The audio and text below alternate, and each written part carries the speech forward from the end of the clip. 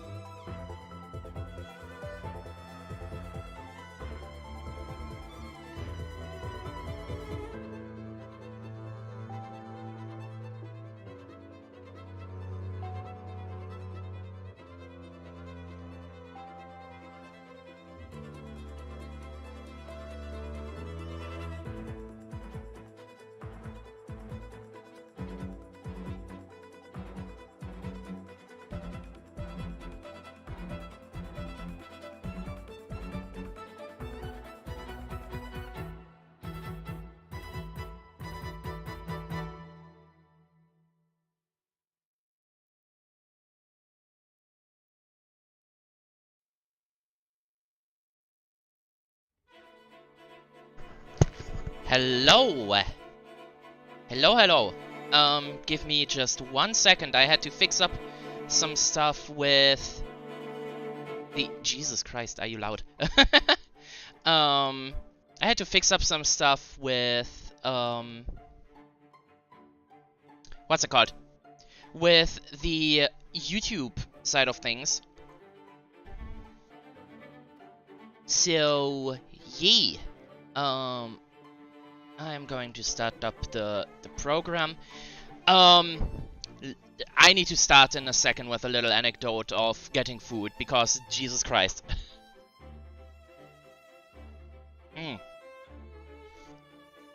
Ah. That was something today, let me tell you.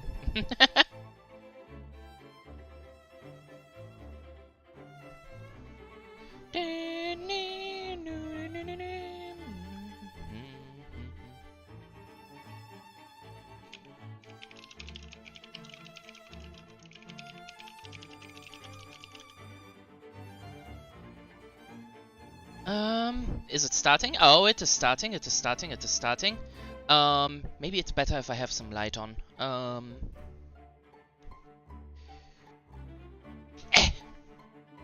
There we go. Alright. Need to clean up a little bit. Da-da-dum. Okay, this is still kind of... The face tracking is wonky at the moment. Okay. Face tracking check. I just need to get the green screen done in the back. Because the last time I've done this, I have a screen for DnD, where I have essentially like this room. There we go. Oh, did I turn off the cherry blossom gifts? Oh damn. Oh wait, that is... That is... Aha! Hello! Alright, I would say I have already started drawing a little bit on this. This is like early sketch. Just with some coloring. And there are more sketches coming in addition. Simply because this is a necromancer character, so I do want to draw most of my summons. I have attempted to do big version of my little friend there, the one that looks like King from Owl House. I felt yesterday, maybe I can do it today, but primary thing is gonna be sketching out the spirits, because she has the Dungeons and Dragons spell, summon undead spirit, which lets me summon an undead spirit. Wow.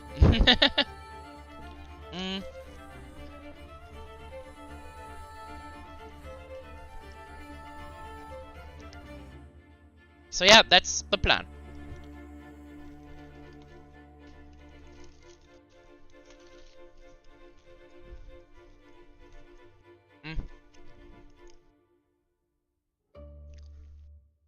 Apologies if I get quiet in the middle. I am putting I am eating. So can I place something on here like with Photoshop? Because I would like to put in like a little reference. What is that? Connect to smartphone? Okay. Alright. I mean, I know there's like some tablets that let you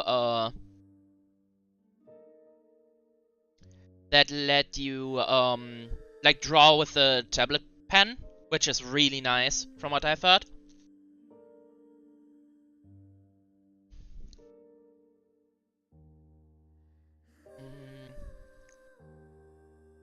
I need to find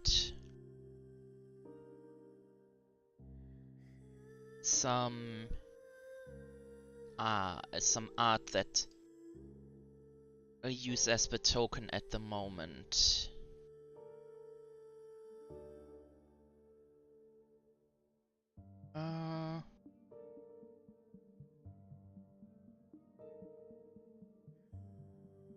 I think I downloaded that before I had my PC reset. Okay, plan B. I need to check Discord really quick for what I wrote with the DM of that game. Alright, pinned. Oh yeah, that is way back. There we go.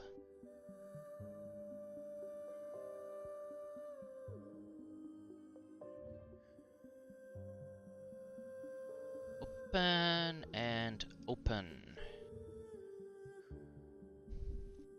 Okay. So now I'm going to copy and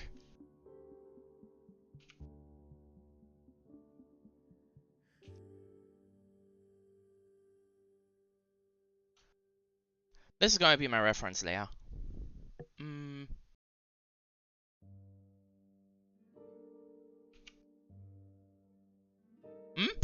Okay, I thought F2 was just renaming. How do I rename stuff? Ah, double click. Okay.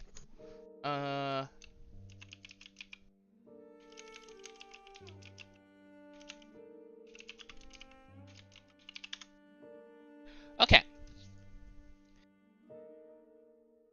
So that is the Putrid. The Putrid is a spirit that essentially poisons stuff around him, and when he then hits someone with said poison, he paralyzes the target. The skeleton is just big damage. I don't think there's something special to the skeleton, if I remember correctly. We need to double check, but I think there isn't.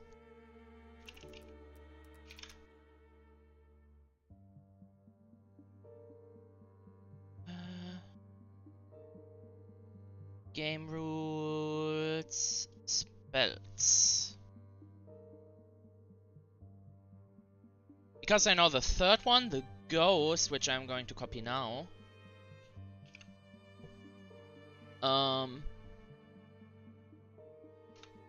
Can just phase through things, essentially. And then 9. Whoops. Can you go back? Can you separate them again, please? Thank you. Merge selected layers, not merge visible.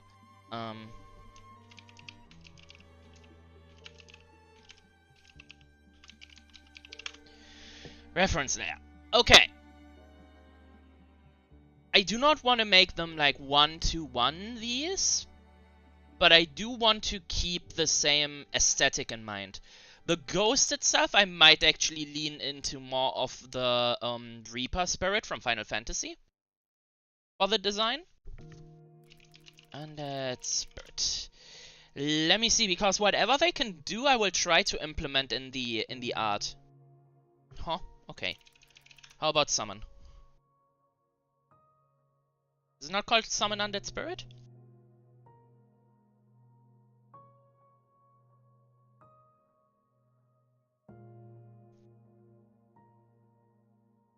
I think it's just summon undead. Yeah. Yeah.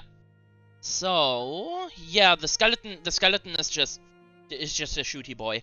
The skeleton has range, the other two are melee. I think that's the difference. Ow! I've been doing less damage than I should have. They do +3 plus the spell level. I will also say the moment that we ever need to fight something that's immune to necrotic, I think my whole shtick just falls apart. Because most of my stuff does necrotic damage.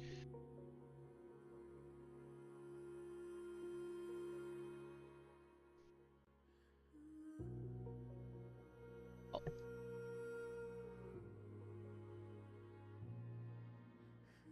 Alright, but then let's get started. The program is a tiny bit laggy, so I hope... Oh Jesus. Oh Jesus. Okay, Streamlabs. Give me a second here. You cannot... Streamlabs, you cannot make me do this, my dude.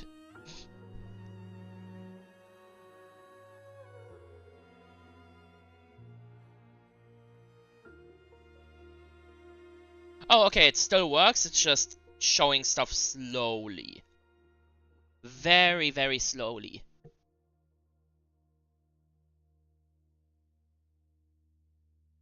I do not know what you've just wrote there, I'm sorry. That's supposed to say ward? Because I'm not into that, I'm sorry.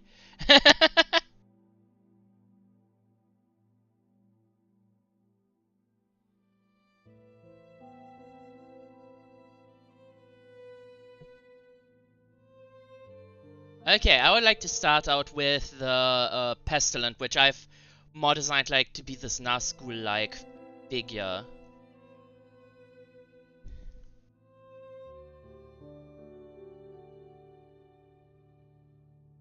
I read at one point that like drawing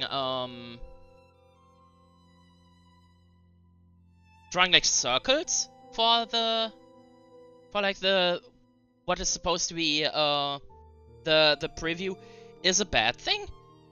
I don't 100% agree, but I'm also not the one that has like a degree in arts, but I also learned that a lot of times the degree in arts is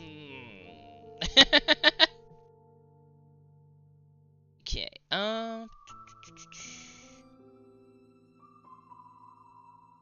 Definitely has probably more of like this kind of shape.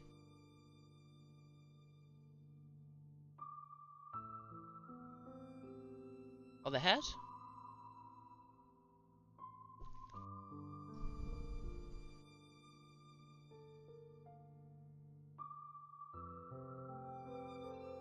Really spindly thin neck.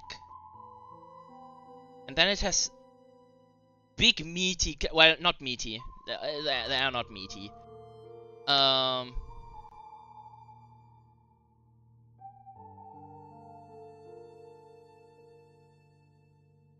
You know, I've been looking at the message again. If you want to like explain what you have written, feel free. I otherwise might delete this because I think it might be a link to somewhere bad. Like, I don't know.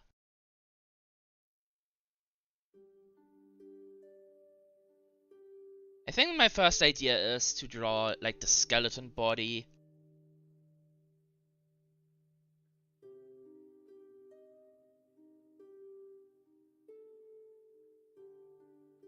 I might actually make it a little perspective.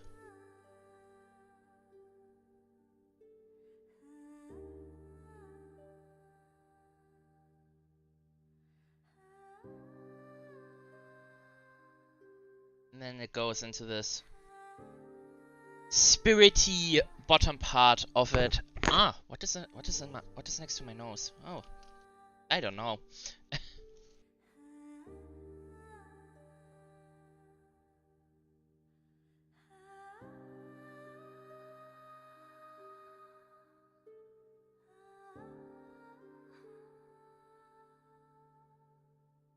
So one thing I definitely would go for are the claws, though I might make them a bit more bony, since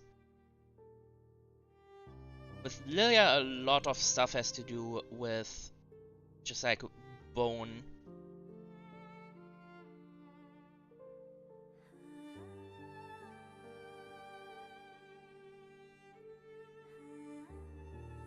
Though there needs to be a little bit of flesh, I guess, if there's to connect like all of the muscles. Let's make the arm connection a little bit bigger, I think.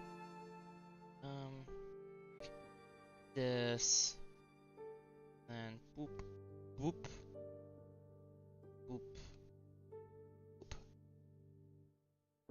Yeah, no, I will make the hand a little bit smaller. That is like way too big of a hand, even with these super demonic claws.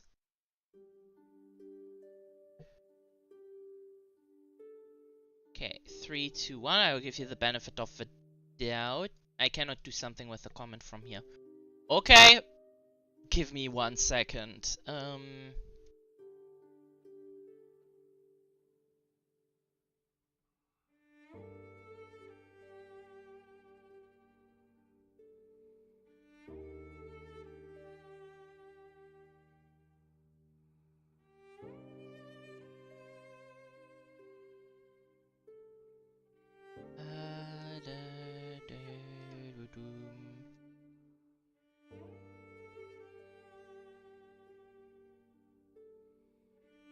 There we go. I would just remove the message just to be safe. If that meant something, I apologize. I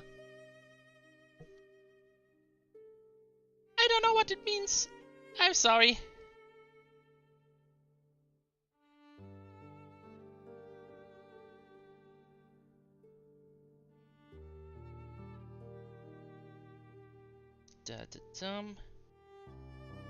I'm just going to draw the fingies.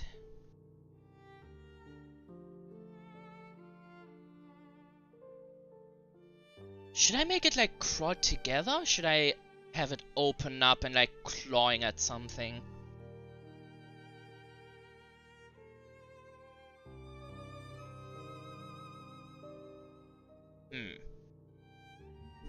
See, I wanted to do the ghost, like the Reaper Void Send thing from Final Fantasy for the ghost, but I think I might do that for the Putrid, to be honest, since that is the one with the big claws.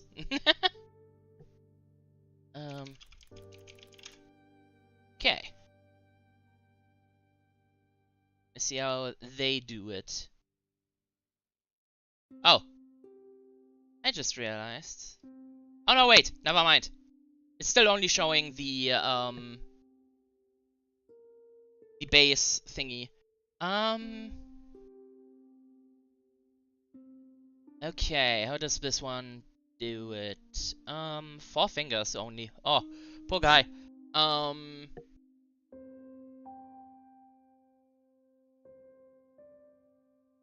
Yeah, I think I will do it like that. So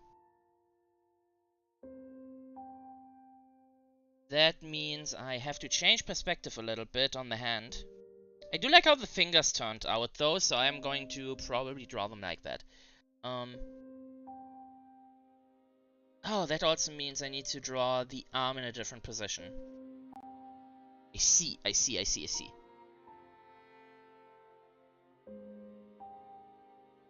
Bup.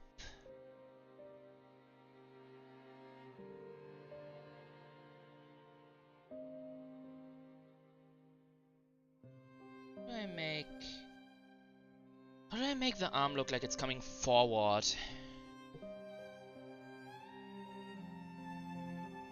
All of the art I see is just obscuring the elbow. That is why I'm having a little bit of troubles there.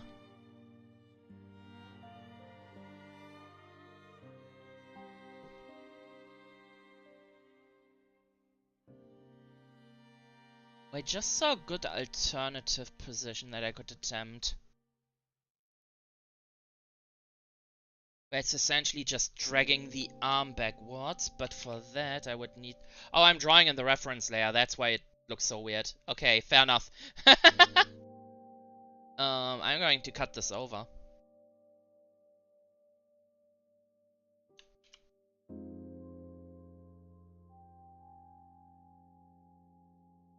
Going to bring this over slightly. Just so I can have the position. Okay, and I need to turn the head a little.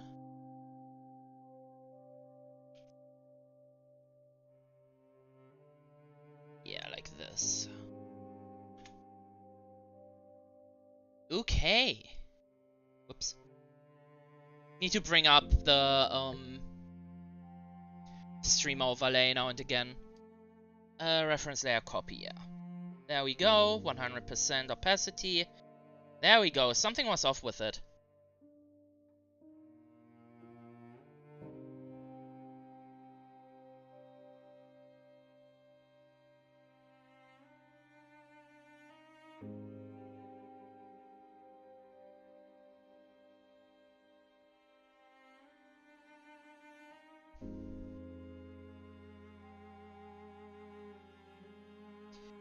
This is kind of like, that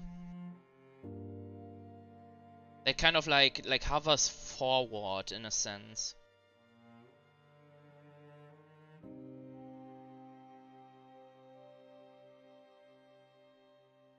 Alright. Okay. So with a hand here now.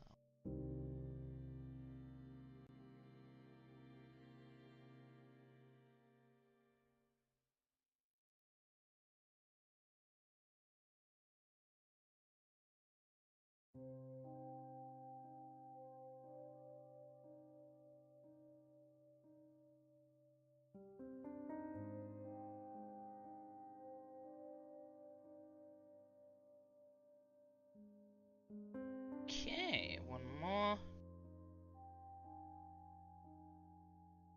that should suffice for this. So next thing would be the cape. Tattered cape.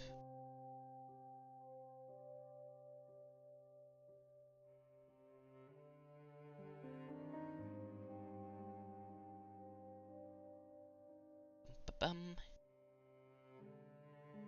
So yeah, I also just thought of general themes I could just talk about while drawing. And just so I don't get like too quiet. And it's like, what better topic than when I draw for a D&D character than D&D? It's kind of like a no-brainer, I feel, but like,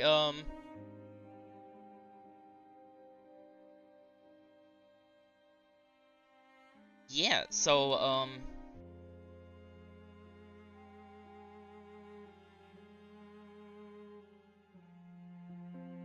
my main idea was just that I talk a little bit about, like, how this character came to be, how Lilia came to be. Just going down a trip on memory lane while I'm sketching stuff out. And I think that would make for a pretty chilled stream. So,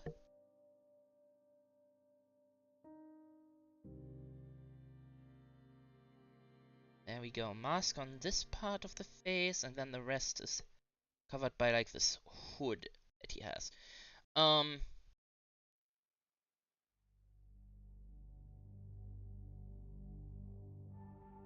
Yes. Oh, that looks kind of cool. I like that. I like this. But yeah, so oh god, when was the campaign? Campaign was like. Campaign was like. Was it 2016? Is it already 6 years? I need to check a thing really quick. A material, if you want, like.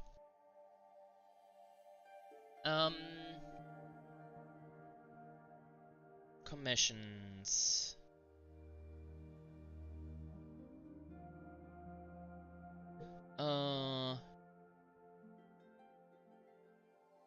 Found art for it? Let's see.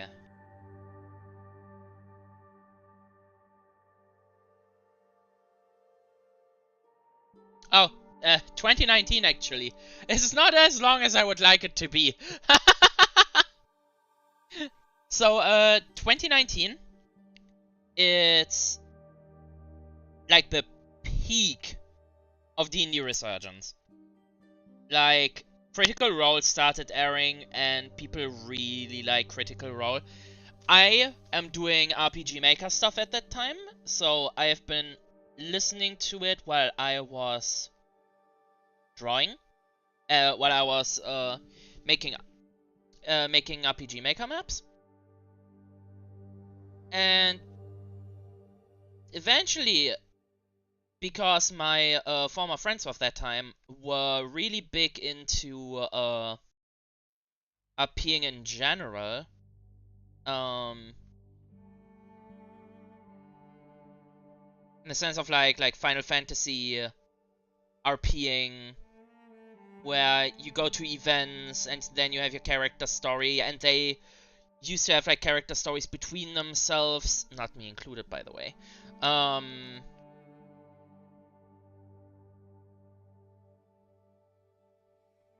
But yeah, and how it turned out was that the DM, and I kinda need to have a feel to apologize to him, because we have been not that great of players.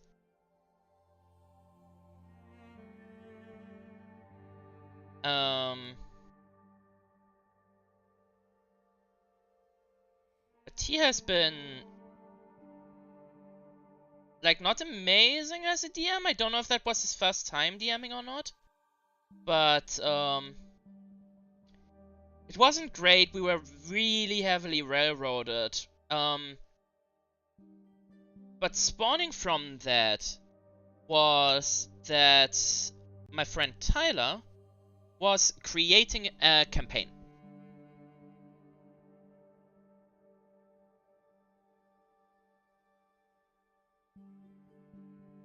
And said campaign, I was looking through the races, what I could play.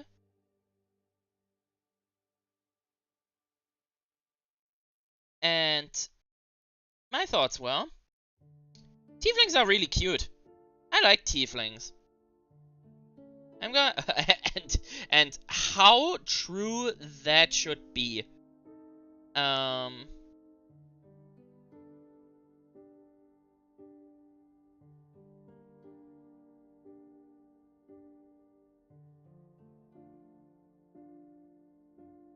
So what we are doing.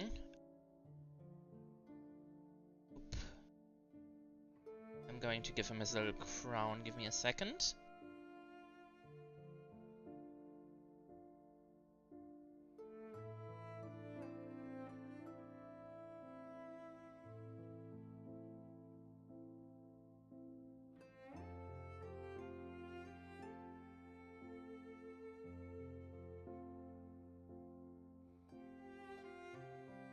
Yo, that looks fucking cool. I like that a lot.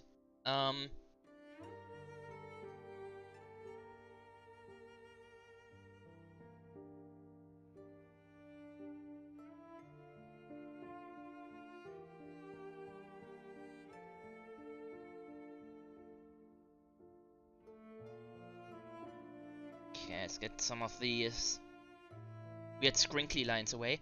But yeah, so I was making a campaign, and I am going for what I think would be the most fun, which was the Bard Tiefling, who was supposed to be a pretty much like all-round character, like good in a little bit of everything, but not perfect in anything.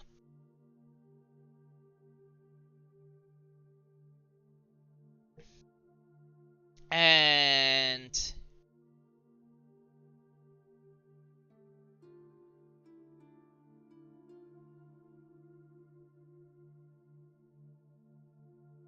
so sorry, my brain is like hot wired all around today. So essentially the idea was to make this character from this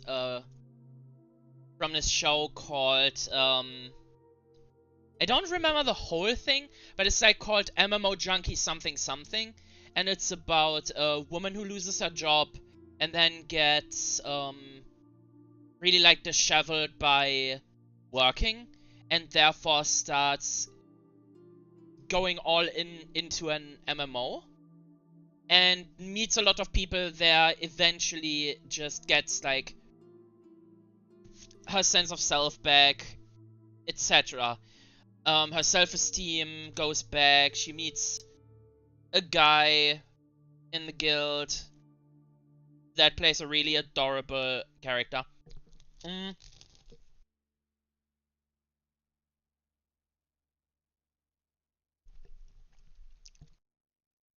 And how it then came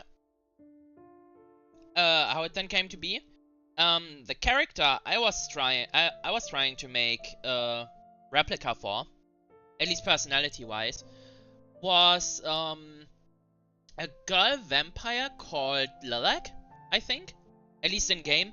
There was like a physical representation of how the person looks behind the character, but you never see her in the show, which I find so bad because I love the character.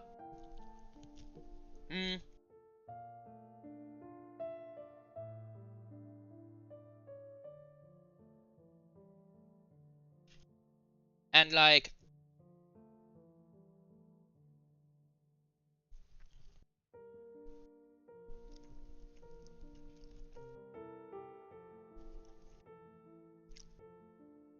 I took her and essentially design-wise thought, what if Elizabeth Bathory? Because, and this is a hot take, I think Elizabeth Bathory is a fun character in the Fate installment she's in. People give her so much shit for no reason. And I will defend her to my grave. She is an adorable, cute character, and I love her.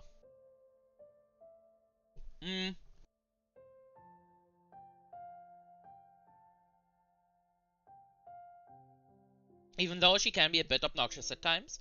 But, yeah, that was the idea. Make a really cute, obnoxious character. At times. Like, obnoxious at times.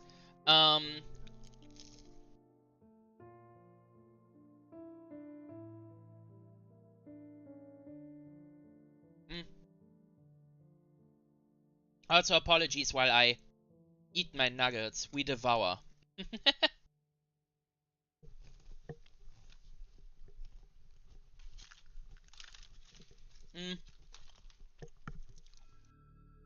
And so I'm making Lilia. The other people in my group make a tiefling paladin called, I think it was Justice. It was like the tiefling part where you take an ideal and that's your name. I think it was Justice.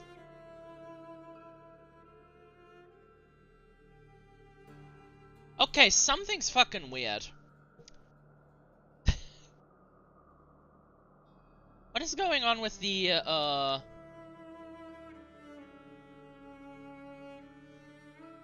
weird messages?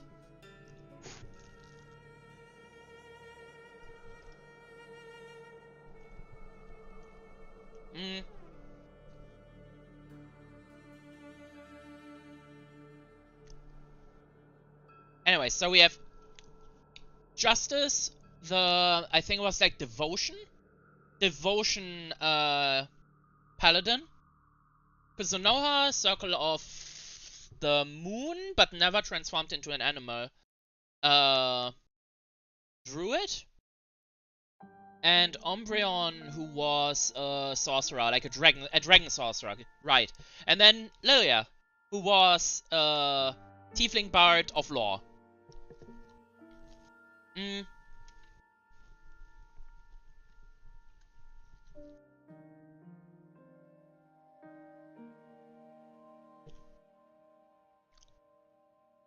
it was like more of a fun campaign, like more of like a silly joke meme campaign with this relatively serious plot below. Like the God of Destruction essentially is rising again, and we were supposed to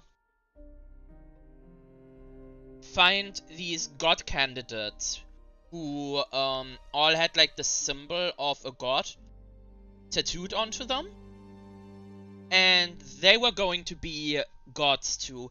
By the way, what I'm doing here is I'm going to make like some of these like boils, so that the pestilent has a little bit more sense with him. I try to get it not too gross, because I still would like to use him. So no Nurgle type of deal.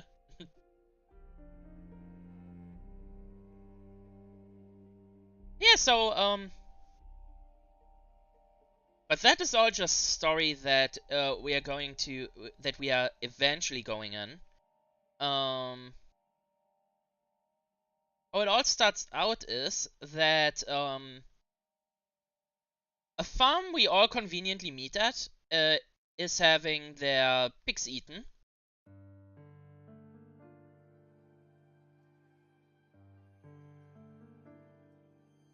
And as we stumble into the forest, there's like this tiny turtle-like creature, and this creature is adorable as fuck. It's like a tiny blue turtle. It could enlarge its mouth. It had really cute eyes, etc. So we were going there. We were going to get the essentially the creature that is responsible for eating the pigs. But I didn't want to kill it. It was cute and adorable, so I went against the party, ate the dagger, and protected the one whom I know called Hootle, who is one of my favorite reoccurring pets. He is just adorable. And the first session essentially ended with us hearing this random guy just say, "What the fuck is that, a baby Tarask?" And I'm aware, baby Tarasks don't exist. But I didn't care back then. I still don't care. I think it's adorable. I think it is a fun idea. It also makes Tarasks have like less of an like guaranteed evil, even though they are technically like beings of pure destruction,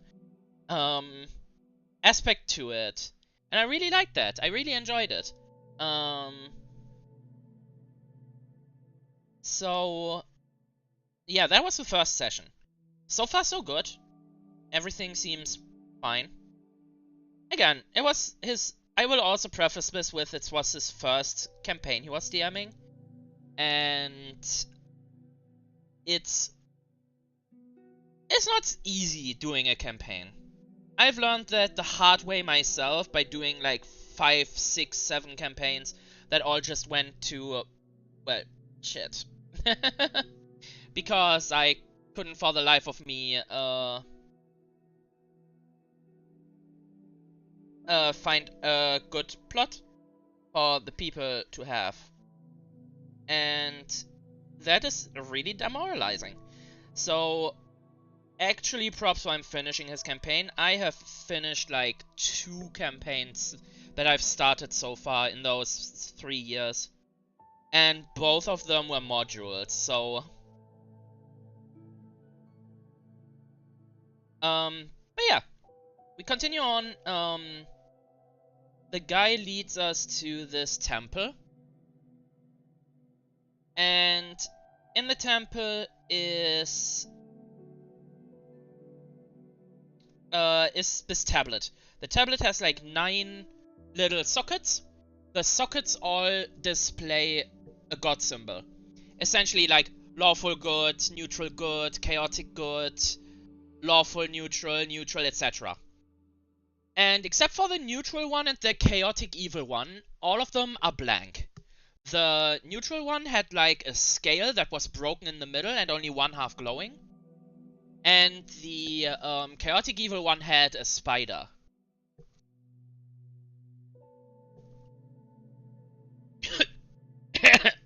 Sorry. I should breathe. I should drink my drink and not breathe it.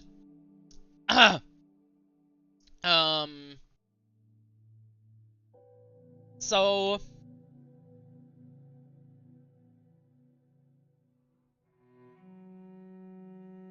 going to give him this greenish hue to him.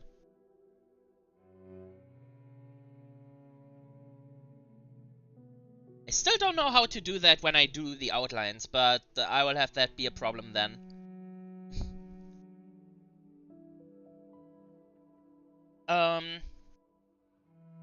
Yeah, so we have the tablet.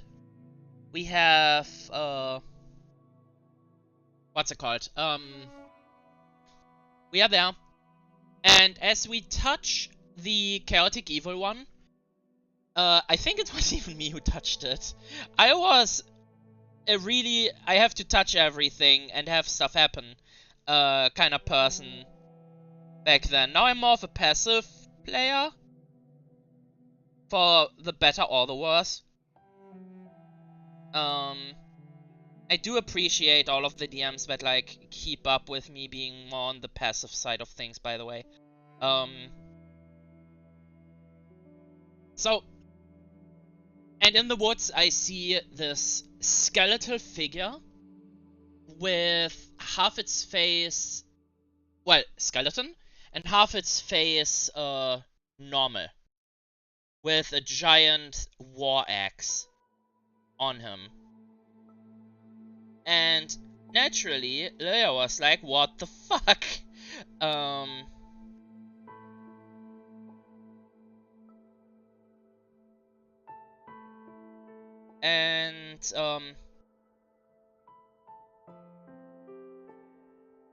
I don't remember exactly why, but, our next course of action... Oh yeah, right, it's because, so, the, tablet pointed us in the directions of where the people are. And one of them pointed towards Lilia's hometown.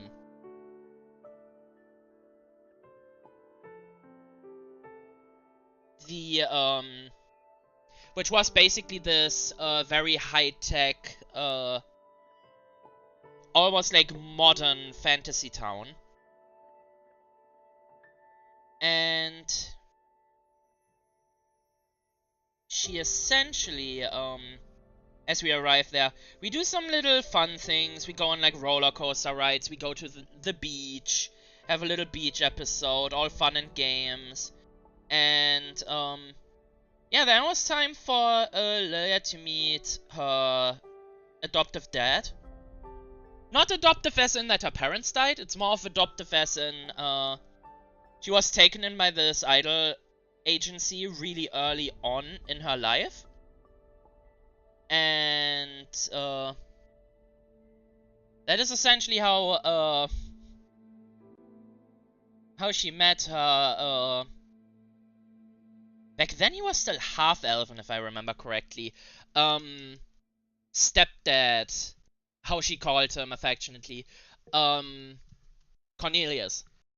And, just as we meet, this lady jumps into the room, stabs her dad, and then starts fighting, and it's like, I'm sorry, bitch, you killed my dad. And it was sad. It was pretty emotional, actually. Like, I think I played the part very well.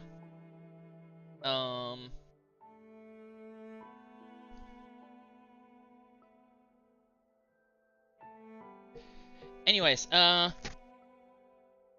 and we couldn't actually beat her, so she did jump out of the window, telling Lilia that her real parents are next. So we hauled ass to her actual parents' home, fought her on the way there, and then we exploded her in a giant cloud of gas, which Lilia was immediately in front of and immediately went down. That was the first of a long series of jokes that is essentially Lilia dies. Yep, that's it. I'm going to adjust the references really quick.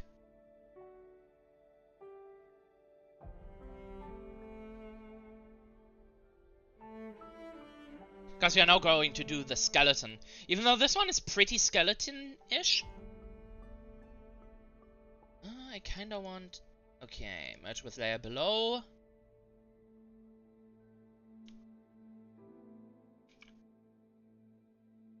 Would like him to be a bit more floating. Yes! That's what I'm talking about. But yeah, we haul ass. We are at Lilia's home. Lilia's home is, like, her hometown is actually this really poor beach city that I also need to do a little bit of more sketching to this one, because I forgot something. Just that all of Lilia's summons have this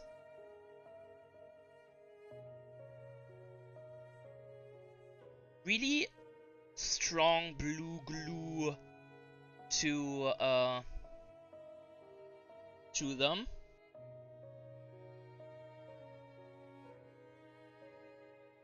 But yeah, so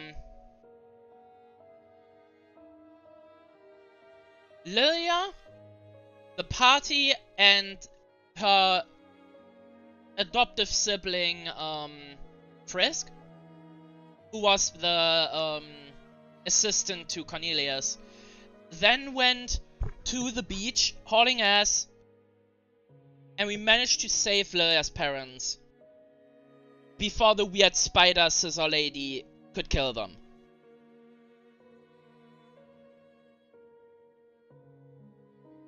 Which, Jesus Christ, that was something.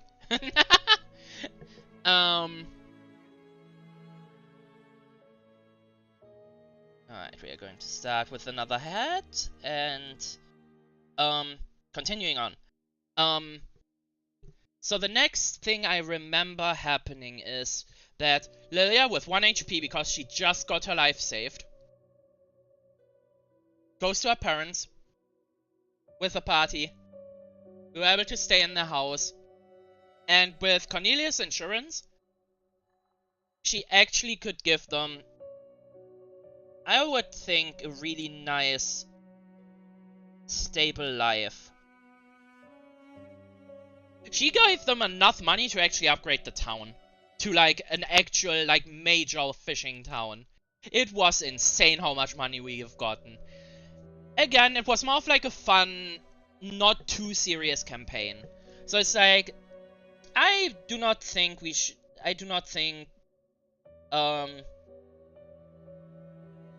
it's like fair to judge it like super badly for it just being like something meant to be fun.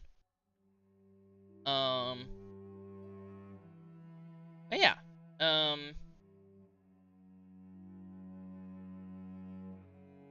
What was the next thing that happened? So they went to Lilia's parents. They got the insurance to upgrade the town. And I think the next thing then brought us to Castletown. And Castletown is where a lot of problems with me began. Because as much as I say, oh, shouldn't push too hard on the guy, it was his first campaign, I was also a little shit in that campaign.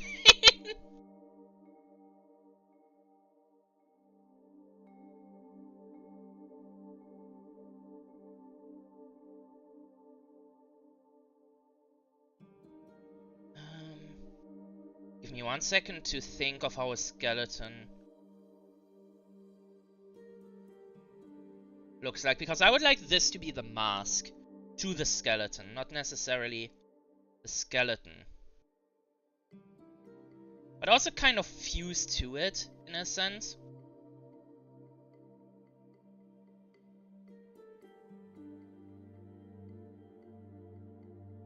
Should I just give it like this? Almost like bony helmet kind of thing. Yo, this looks sick. I will do that.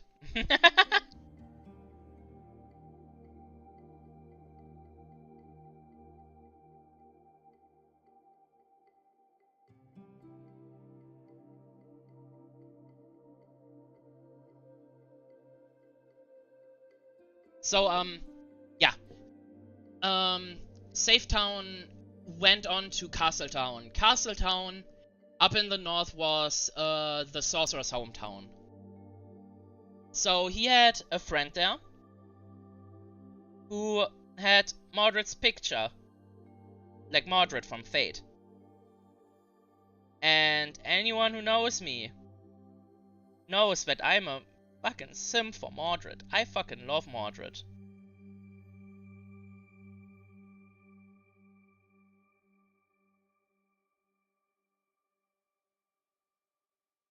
That doesn't look too shabby, honestly. That looks fucking cool.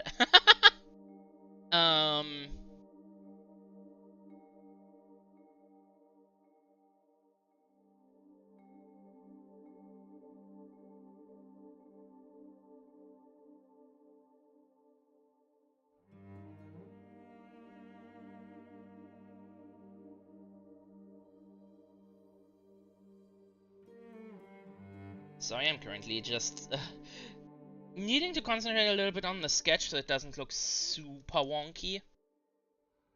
I know it doesn't matter too much since it's just a sketch, but I like to have like detailed sketches so I know later what's going on.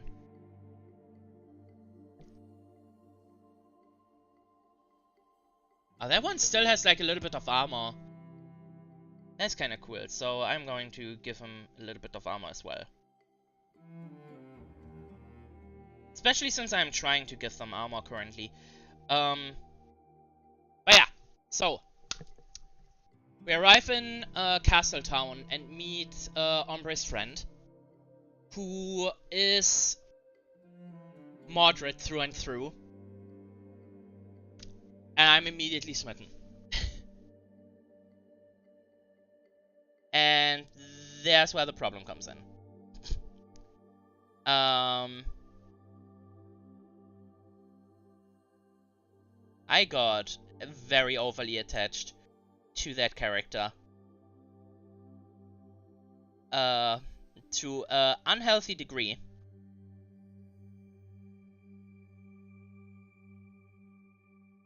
Which is like, this is my first D&D campaign, and it's literally my favorite character from media, so, yeah.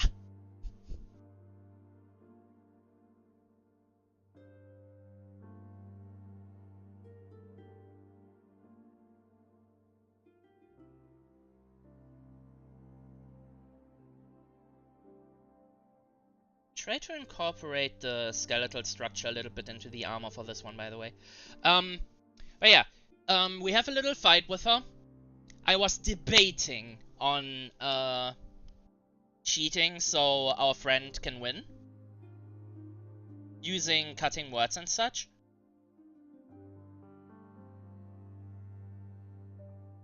But I was told don't do it. Keep it fair. I was like, yeah, okay.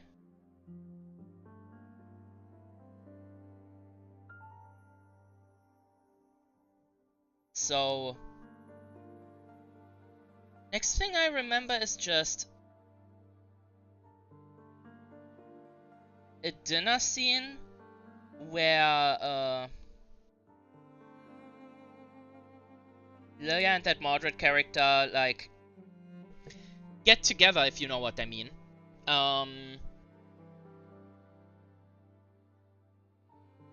To which the moderate character then says, yeah, but they don't really want when you for like something solid. And oh boy,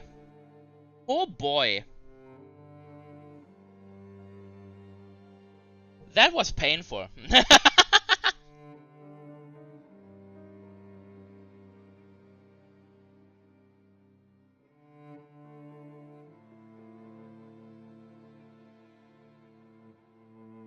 Let me get the bones correct really quick.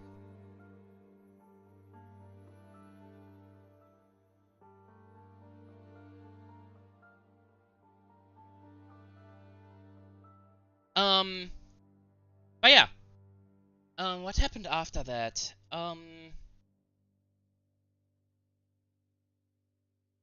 So Lilia said, I out of character am sad because at that point I was really bad at separating in-game out of game. I was like, oh no.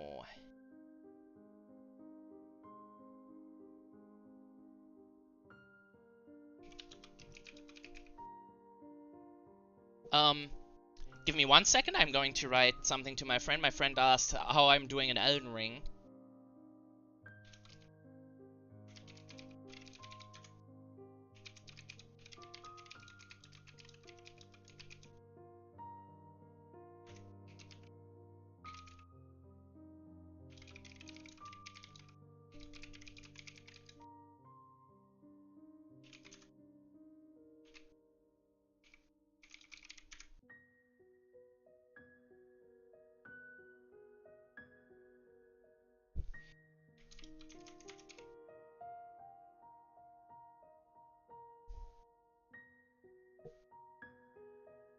Alright.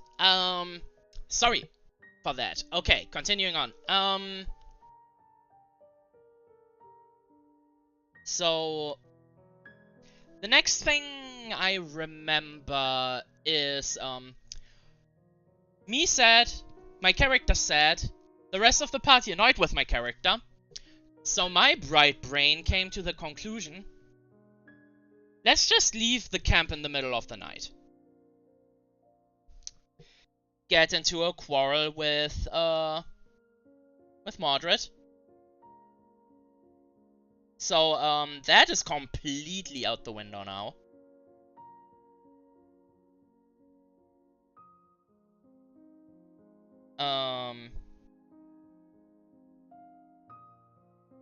The other two really disliking what she did. And, the DM then went, alright, as you have said his name, you have invoked Rovagag, the evil god that was after your ass all the time. And don't ask me why. My brain works in mysterious ways when I'm sad. So I started shit-talking the god in character, and yeah, until he pulled out his great axe and was about to decapitate me. Not one of my finest moments, I will admit. But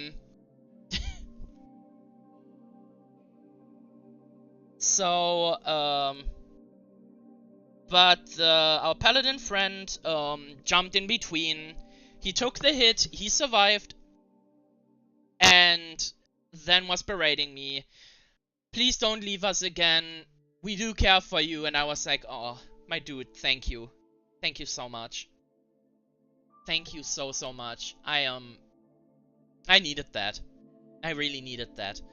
Other than that, my playstyle became more passive, like I said. What's it called? And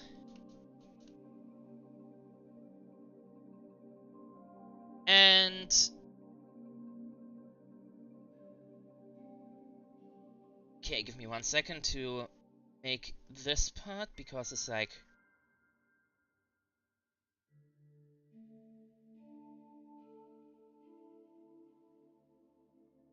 I have a vague idea on how to do the skeleton's attack, because it's like a ranged attack. It's called a Grave Bolt. It does necrotic damage, but the skeleton to me doesn't seem like a wizard kind of deal.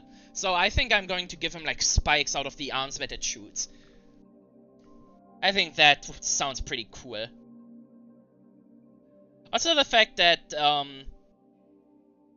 the Grave Bolts aren't a magical attack are another thing. Yeah, so with that out of the way, I'm feeling a little bit better. And we go on to find, damn, was that Raylov? Was that one of his Raylov characters? We go to a town in the northeast, I forgot the name. It isn't Castletown, because Castletown is where we just went. I don't have a lot of memories, that was literally the first campaign I was in, but, so, on the way we fight a dragon, like a black dragon, for I don't know the reason, honestly.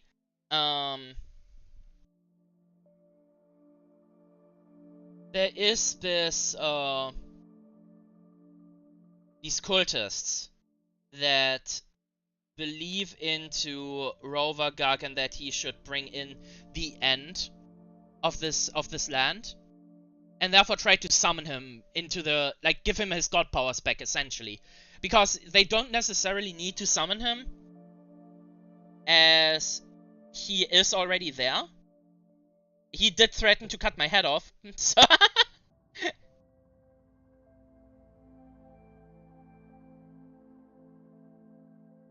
So, we find this underground cultist temple thing, and free the, I think he was the lawful good one. So by now the gods are as follows. It was Vera, a character that we found very early on that turned out to be, I think, chaotic neutral? Chaotic neutral, chaotic good, one of those two. We found... Oh no, the guy we found was lawful neutral, because lawful good was the paladin of our team, who after saving me also got a god tattoo for saving me. Mordred was chaotic neutral. Oh yeah, Mordred was chaotic neutral, then Vera was chaotic good. I don't remember who neutral good was anymore. Oh yeah, right, on the way Mordred also exploded. That was another thing. Rovagard just came and turned her into, I almost said spaghetti, goulash.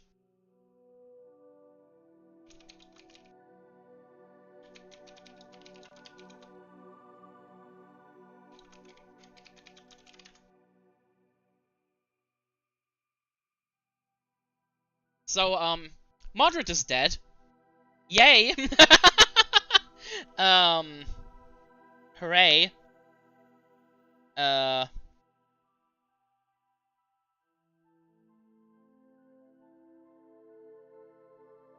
And, this now becomes a revenge plot for Lilia. Yay! I am not doing well with revenge plots. So,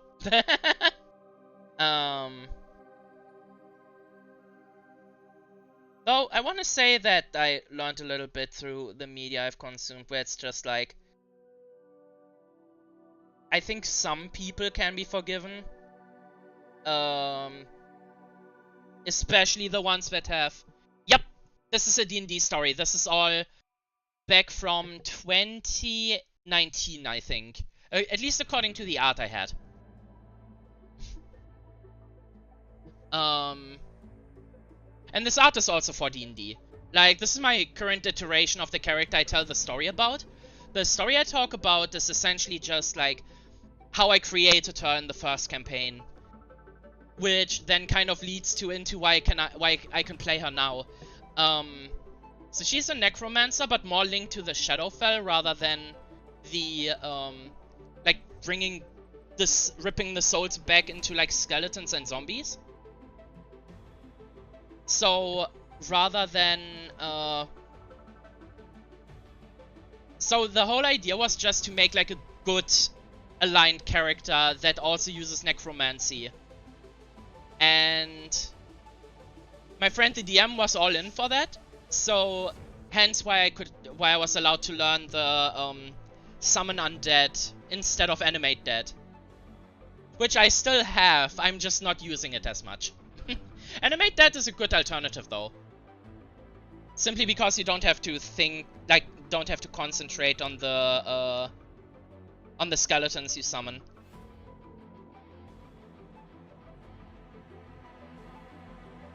But to sum up the first campaign she was in, evil god tries to regain his godly powers. We need to find literally every other god to stop him.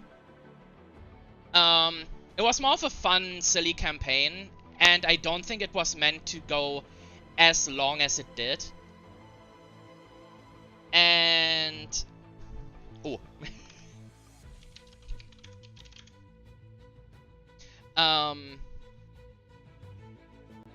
And I do need to go back a little, since it has been a little while.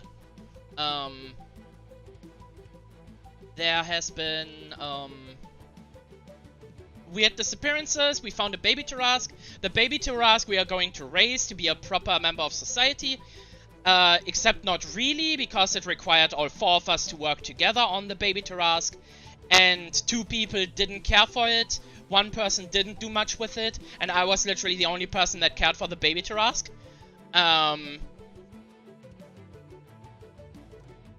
So, oopsies will ensure. Spoiler. not in the director's cut, quote unquote. But we will get to that. We found the lawful neutral, chaotic good, chaotic neutral characters for the god selection thing. And one of us became the lawful good one. So all that we were missing was the lawful evil, neutral evil, and neutral good. I don't remember who the neutral good one is. I will tell this in advance. Like, that one I have completely no idea. I think it was like the wife of the lawful evil one, who wasn't really that evil, now that I think about it. But anyways, it needed to fill a quota and he was like the conquesty guy, so...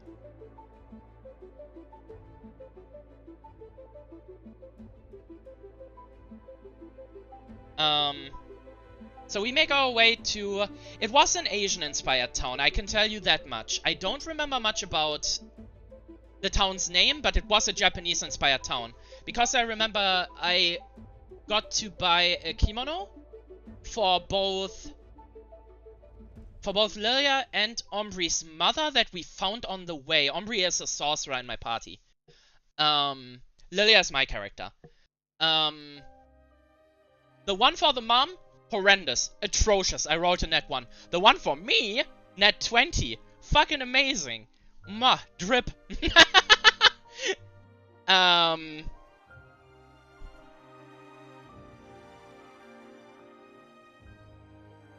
So, yeah. That is side content though. The main thing was that we found the hot springs place, and in the hot springs place it was managed by this really nice lady and her Minotaur boyfriend. The Minotaur was the lawful evil guy, and the lady was the neutral good one. And that was kinda cute, it was adorable. We didn't do much there now that I think about it. I think. Like, we legit just came in, found them, and then left. Oh, wait. No, continue watching. I need to keep the background music rolling. And then we went back to Lilia's hometown, which by that point has massively increased in size due to people learning that money was given there. A whole shit ton of money. So, people storm there, people build new houses, really fast apparently, because I don't know the time frame of this. But, as it turns out, the neutral evil character, which is a drow assassin lady, has been there. Whoops. Come on, Clip Studio.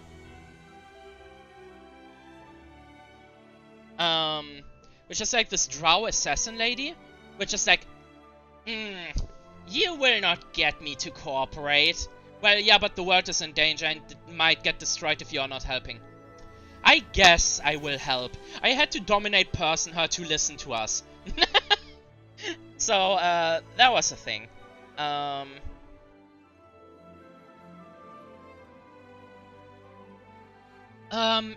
that is actually where we get towards the end of the campaign now. We go towards the one in the middle as we find out that the guy that has been talking to us the entire time, and has given us like our goals, etc., has been the god of balance all along, though fractured. Because part of him also became the evil god of destruction. Like, his bad side became the evil god of destruction, and his, like, more positive energies became the true neutral god of balance. Which, now that I think about it, it is kind of weird that his good parts didn't become good. But that's just me. That's probably because of, like I said, the campaign went on for longer than I anticipated the campaign to go on.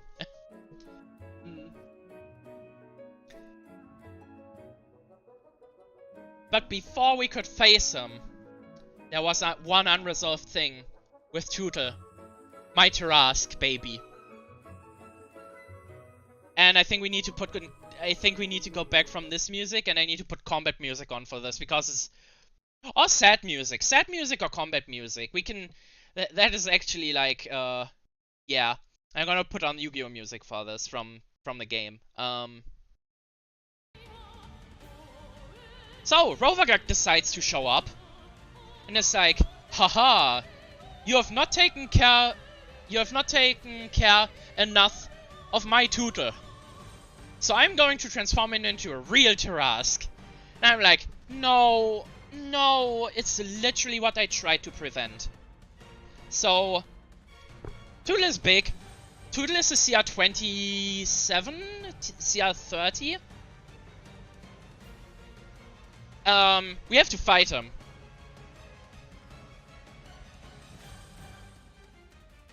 Tootle avoids stomping on me, which was a really nice touch. Would be nice if we wouldn't have to kill him. So, we go in, and we fight Tootle. Tootle dies. I have to use a wish to kill Tootle, which makes the whole thing even sadder because I was the only person that cared for him. And I had to do the, yeah, you kinda need to do wish to kill him. And I was like, ouch, ow, oh, why, oh, please don't make me. And tears in my eyes, IRL. I wish Tootle dead. Tootle dies. And we progress to fight Rovagag. After which the big guy, the big god, the god of balance, gets zapped into a portal into a different world. And that is kind of the end until we did the director's cut. The director's cut is essentially what I call the after credits, where our DM is like, yeah, lol, he didn't completely disappear, he just comes back. Also, he has Tootle with him, so Tootle is fine now. Tootle can also transform into a Tarask now if he wants to. And I'm like, okay, I don't need him to, but I'm glad Tootle is alive. And outside of just shenanigans... Oh yeah, he also came back with a reformed Rovagag. That is not chaotic evil anymore, but more chaotic neutral. More in the sense of he doesn't care if there's destruction, he is not actively promoting it. But when he gets asked, he will give people blessings, etc. Which is like, okay, also cool, I can live with that. We are friends with the Drow Assassin. It works. But yeah, that was Lilia's first campaign.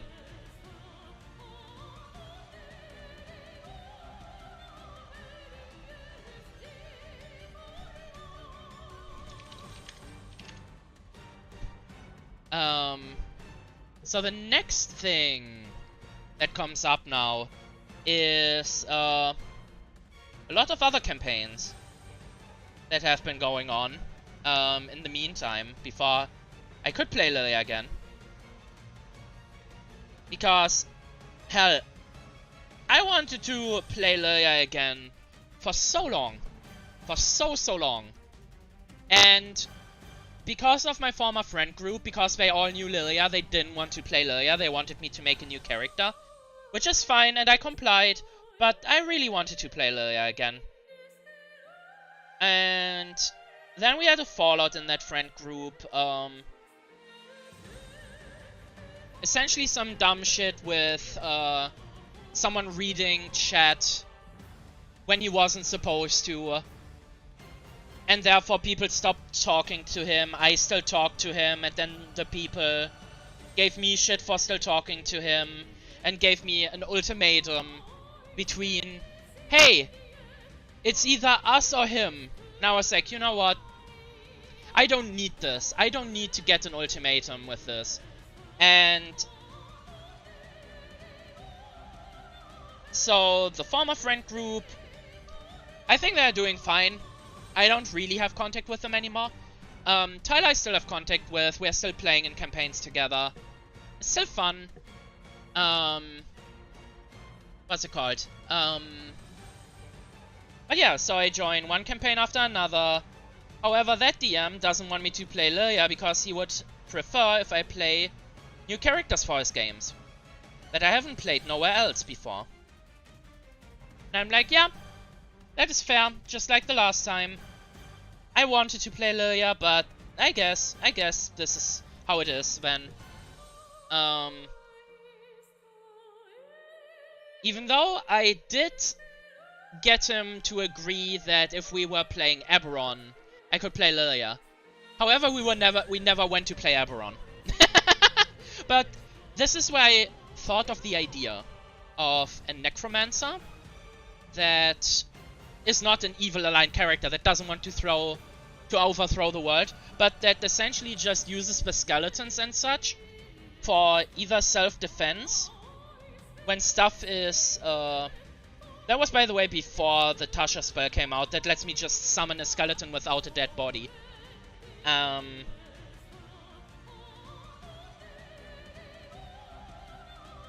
What's it called? I should give the skeleton a little cape. I don't know, I like capes.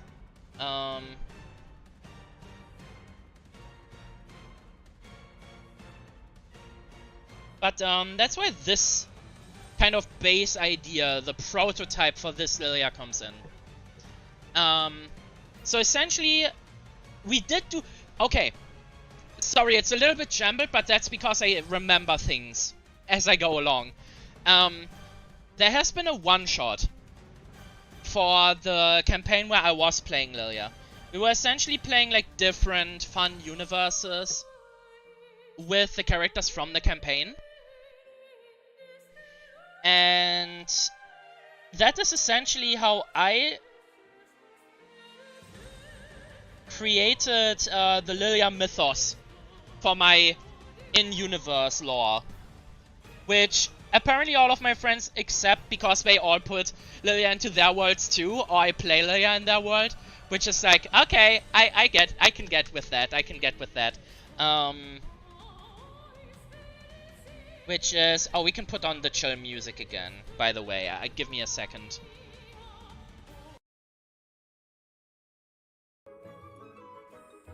So,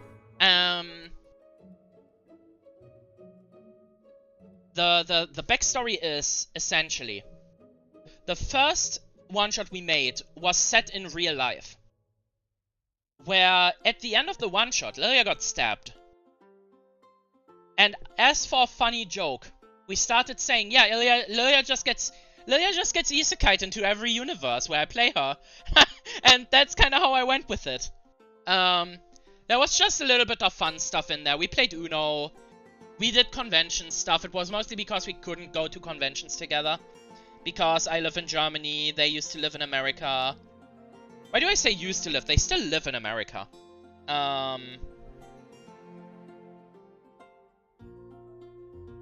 It's like, yeah, it was fun.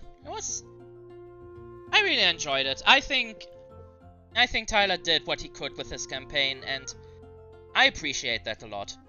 Things weren't perfect, like, there was a whole bunch of stuff that in the campaign fell under the table because he, privately talked with one of our friends about, like, story. So he never put it in the campaign, so I was completely blindsided on where the story was going, and I didn't understand. And it also had one of these flaws where it's like the end of the campaign was pre-written, so we couldn't really change anything. I'm going to move the skeleton over a little bit, because black on black is not working well when there's like Ruth underneath. Ruth is my little Shadowhound familiar, by the way. He's a good boy. I love him.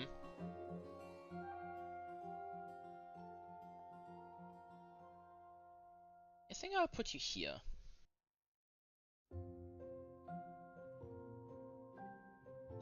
But where are we going?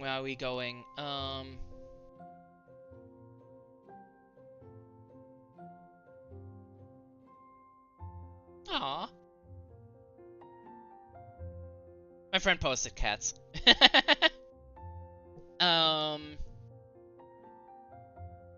But yeah, so that was the first time Lilia died, and since then she made her way throughout the multiverse. Which is other campaigns, games I've been playing. She has been in Dark Souls, she is in Elden Ring. Oh? Oh yeah, he looks like King from Owl House. Because that was the base idea, because we just said it was essentially, let me get out the original art for him, because I have a Shadowhound form for him. Because I'm a Shadow Magic sorcerer in this campaign, and he is essentially the Hound of Shadow I can summon.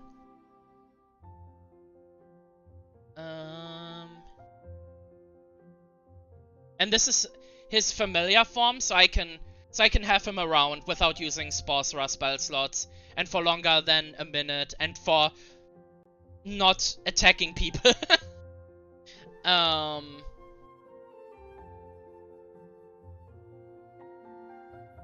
What's it called? But yeah, and eventually my friend asked me, after we have been talking a long time about one of his characters and one of mine, and how they are essentially the same character, my character being Lilia, he asked me, hey, would you like to play in my campaign?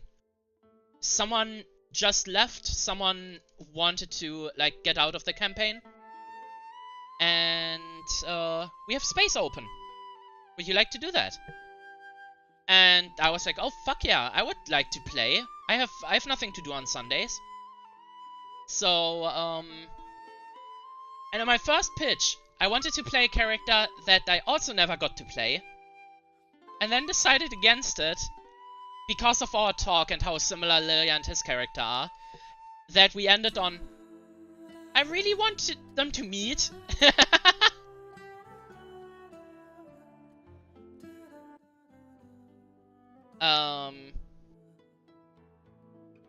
And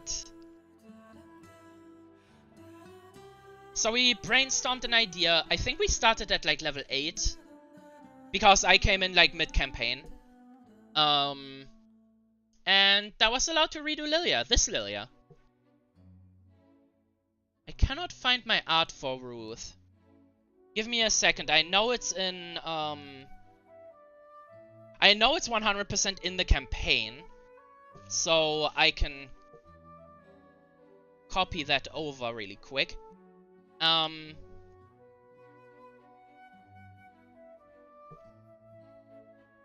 But yeah, and there we essentially came up with a backstory that Lilia comes from a noble family of daemons, which is technically a tiefling, but with demons instead of devils. So the whole idea is that something happened in the family line that exiled her father. And while she is fine with like not living in the demon capital, her father is extremely depressed about it. And that's why she kind of wants to join the Adventurers Guild and just find out what's below, what's beneath, beyond. What's beyond like her place to be, essentially. However, until level 8, she was too fragile and always failed the examination exam. So she never could join an Adventurers Guild. And since the main party also wants to join the Adventurers Guild, this is how I got hooked in. I was supposed to give them something that's vital for going into the Fey Forest, which is essentially a localized part of the Feywild on the material plane in that universe, which is super hard to navigate. You cannot navigate it super well. Thank you! Also, sorry that I'm, like, delayed responding. Like, there's a little bit of a lag, probably, between you typing it out and it arriving in my Streamlabs. But thank you. I love my little boy. Every time he meets a new person, he's like, you're going to be my servant now. And I just have to message them being like, that's just how he talks to friends. Alright. I found art of his Shadowhound form. 1 second. Oh, you cannot see that very well. Because it cuts the... Okay, wait. I need to... open a new tab, so I have it as a PNG. Save. Download. I must also say... Oh. Ruth. No. Hey. Let me type in. Ruth. There we go.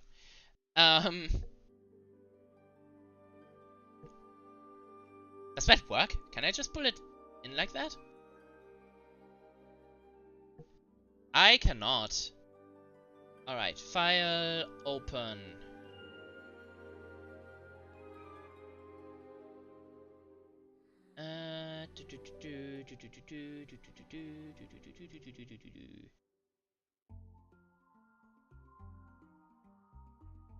There he is, my boy.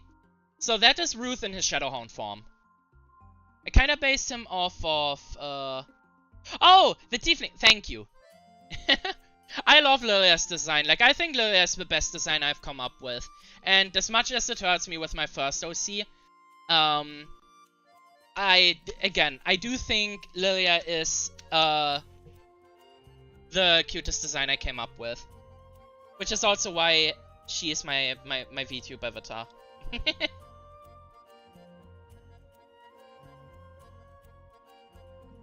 Let's do some swoosh lines until I actually have something for this guy's bottom half. I'm going to do the ragged cape here. Yo, he looks sick. I really like how he turned out. Like, I like how both of these turned out. They look super nice. I just need to find something for this. Probably maybe just some...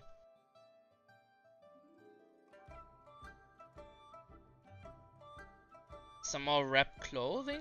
Because that's usually how it goes. But yeah, she gave the people in the new campaign... This is where it's Daemon Lilia. Sorcerer Lilia. Versus Bard Lilia. Because I have made this headcanon that if she isn't using her innate magic with songs, she's just a sorcerer. And then shadow magic ties into the whole thing that she befriended Rovagug in the end. And Rovagug is the skeleton guy of destruction with shadow magic. So I always kinda headcanoned it that no matter where she goes, like Rovagug tries his best to like give her some means of like existing, etc. Essentially.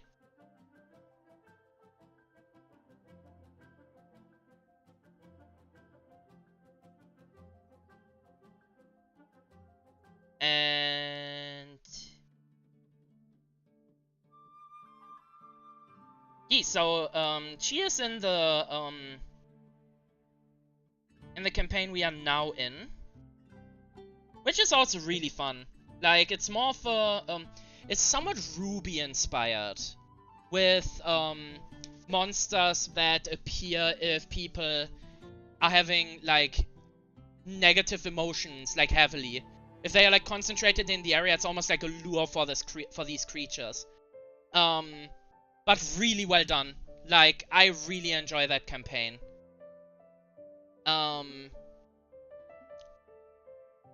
So we started out with Lilia just being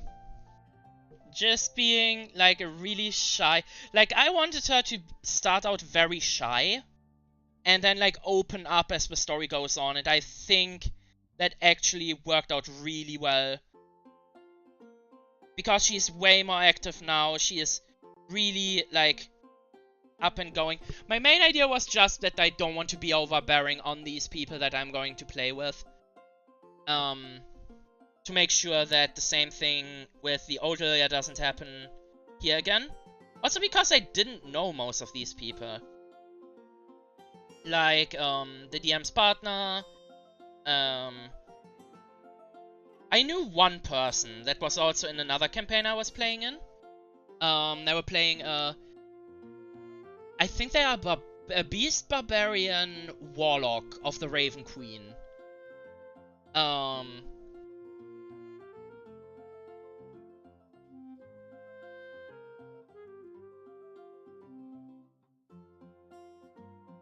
think that is the main thing with them at the moment.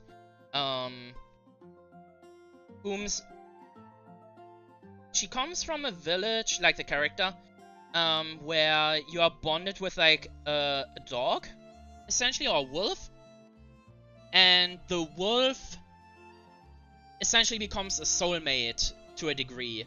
Like, not in like the marriage kind of sense, but more in the sense of like,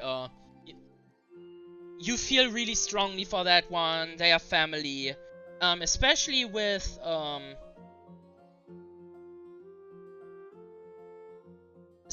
that character. Since that character, she got bonded with her uncle in a wolf form.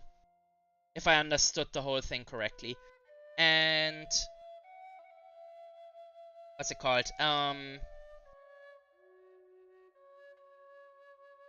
Yeah, then we have Terry. Terry is the party's mom.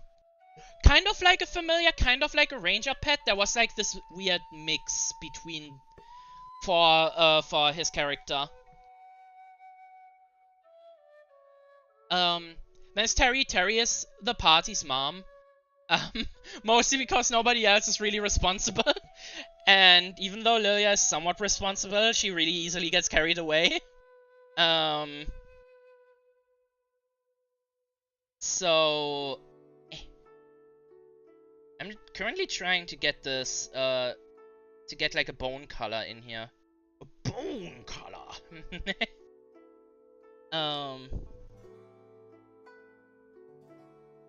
It's almost like a Warlock Pact familiar, I would think. But like it was like a regular wolf that the character then could do like pack tactics off of, etc. So it's like a mix of a ranger and a barbarian and a warlock. It was wonky. They had to rework the character multiple times. Then there is... Oh, for that one I need to give a little bit of a backstory. So, one character was literally just like, hey, this character sounds like Natsu from Fairy Tail. Could I make Natsu from Fairy Tail with like a dragon form and so on? And the DM was like, yeah, sure, why not? I'm going to give you an item that gives you a dragon form. But keep in mind, I might have to nerf it or buff it or change it as we are going on. And the person who plays Natsu, he is so nice when it comes to like balancing stuff in DnD. He is so nice to work with when it comes to that. He is super chaotic in character. Like, he has the wildest plans. But I very much have loved this trade-off of, yeah, he is super chaotic in games and stuff can go super off the rails with him. But if you need to talk with him about like mechanical stuff, most of the time he's fine with it. That's just very, very chill. Very chill. I love that. That is super nice.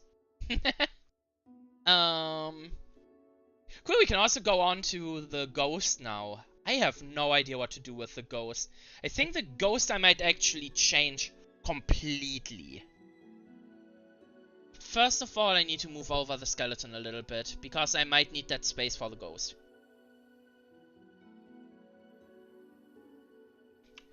Oh no! I made a different layer. Fuck. That was there below. If I now move it... Okay. I thought for a second I was drawing on the reference layer. Oh, that would have been upsetting. Okay, ghosts.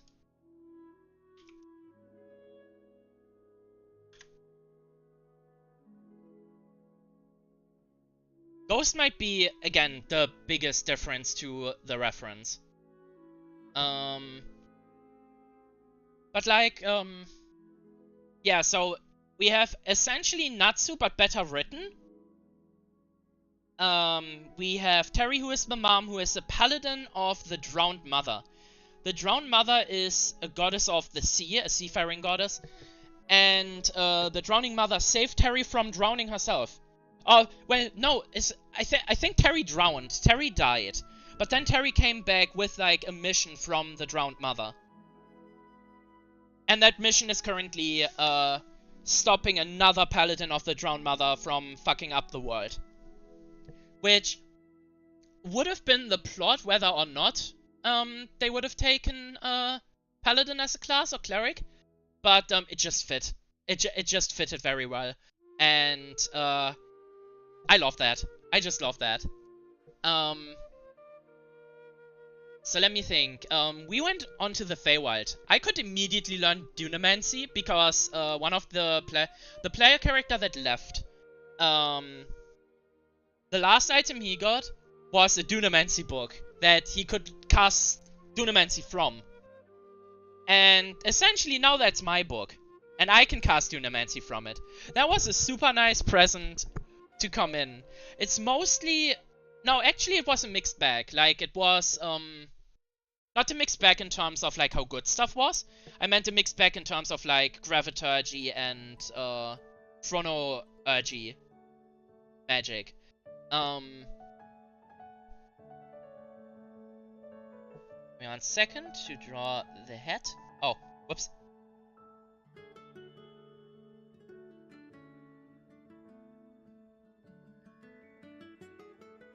Okay, head shape. I need to go back to the Reaper avatar because here I want to incorporate the head of the Reaper from Final Fantasy. Oh, that Reaper has a jaw. The Reaper spirit. I usually only see the Reaper from the spirit of the Reaper from behind because I'm playing Reaper, but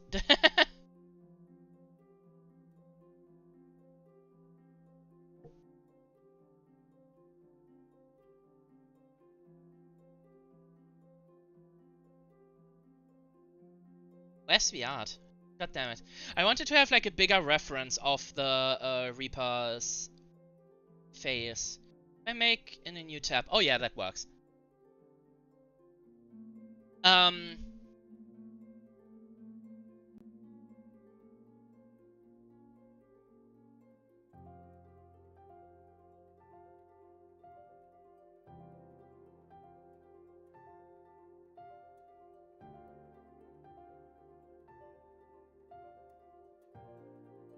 Oh, ghosts must feel so bad when they get summoned in this form. But, so, the whole necromancy stuff I'll get to in a second. So, originally I could cast Dunamancy, I can summon Ruth, and that was all there was to it. We are using this, feat book called Darden Feats. Ooh. Sorry, my friend got the rare achievement in Elden Ring. So, the, we use this book called Darden's Feats, which essentially has, like, class feats for the class that came before. I think it's Xanathar's? Xanathar's Guide to Everything. Because there's a big power imbalance between the subclasses that came before and the subclasses that came after. So, we use that book, because it's just really nice. It has a lot of fun feats that you can really build a character around. And the feat that I took for Lilia was Shadow of Yesteryear. Shadow of Yesteryear essentially is something unique for... What if I make his jaw a little bit unrealistic? What if I make it less real? How would that look?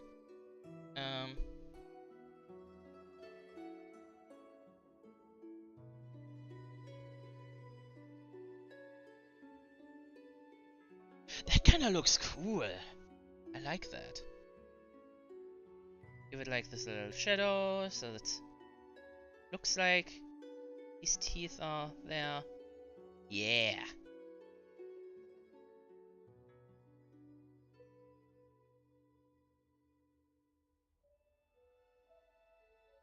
this kind of reminds me of Venom.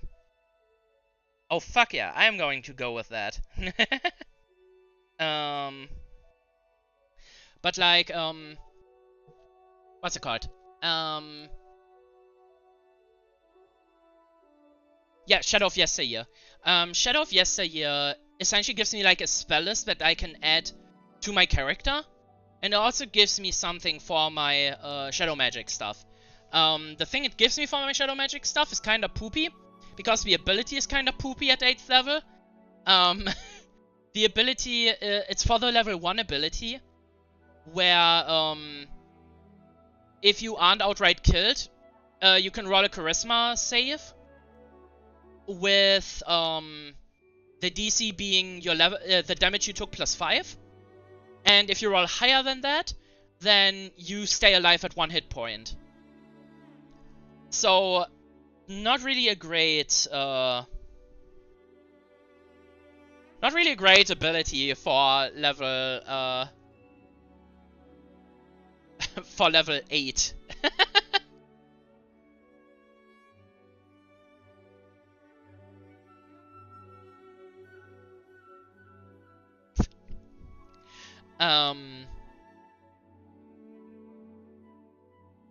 One second, I'm going to give this guy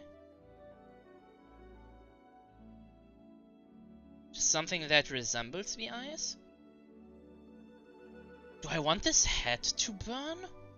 Oh, I might want this head to burn in exchange for this guy not having eyes.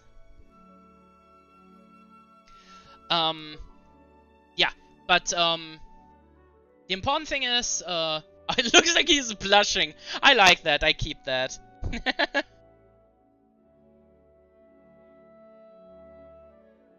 Cue the, yeah!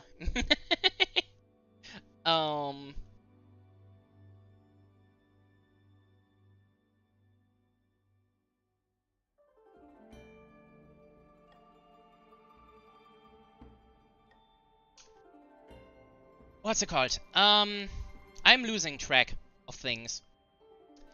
So we have been starting out, in the town of Gangheim. Gangheim is like the center town to the whole plot, I think. Not like the biggest capital in the world, but it's currently the technologically most forward. They have like steampunk cars and other stuff. Motorcycles, etc.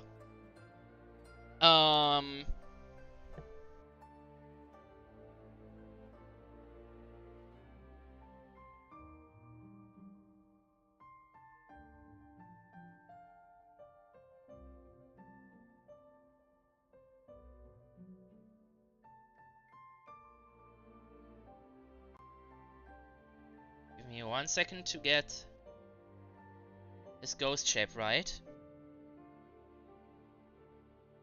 I need a glow that comes from here.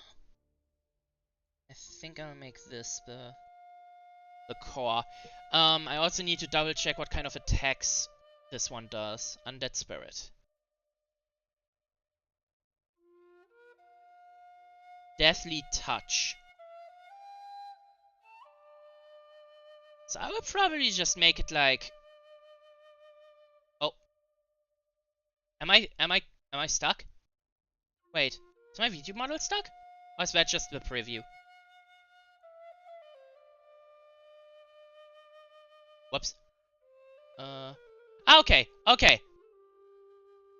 I don't know if the internet was a little bit fucky there.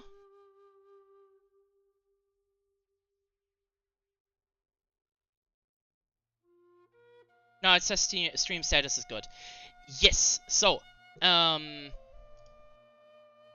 the story. We are being sent into the Fey Forest to check, essentially just check on like a ruin that has appeared, which isn't a normal thing usually.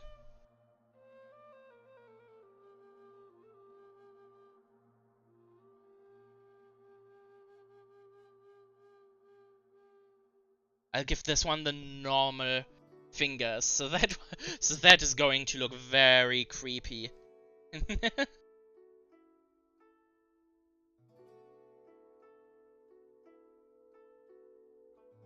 Oh, these are some long ass fingers. Damn.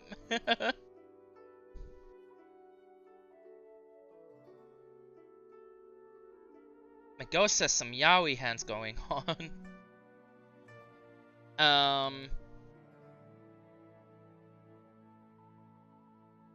I don't know if that checks with this general design though. No, I think I would give him also the claws.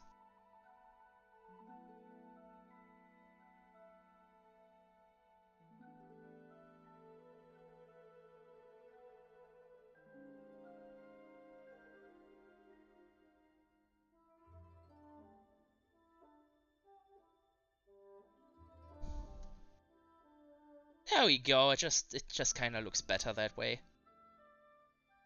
Also make some stuff here. So we are sent into the Fey Forest. The Fey Forest is this ever-shifting, ever-changing kind of thing.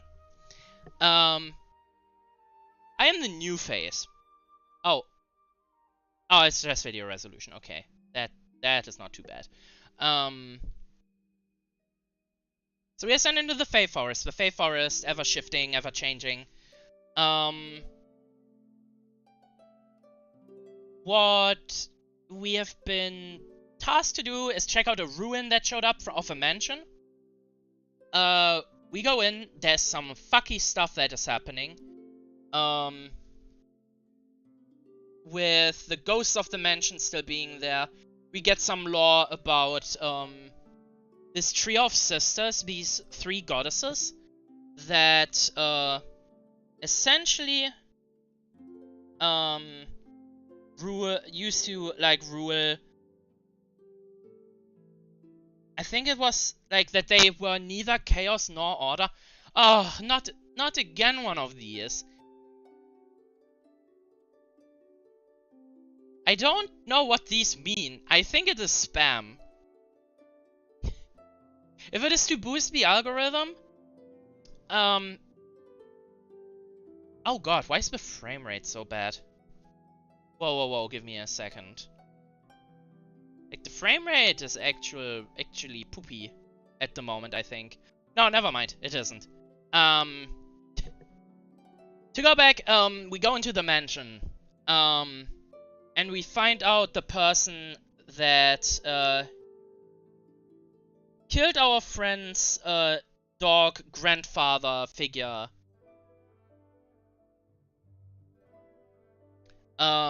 Is there.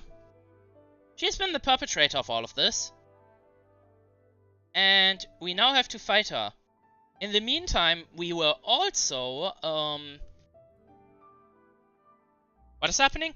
I'm talking about, like, the, story that happened with the new Lilia. The one that I can play at the moment, that this art is for, essentially.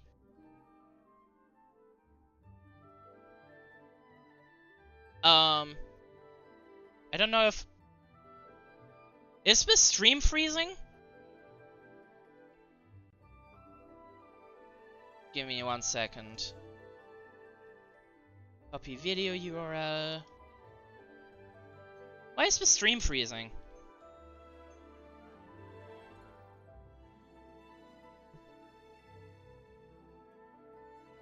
Okay, Steam is not downloading.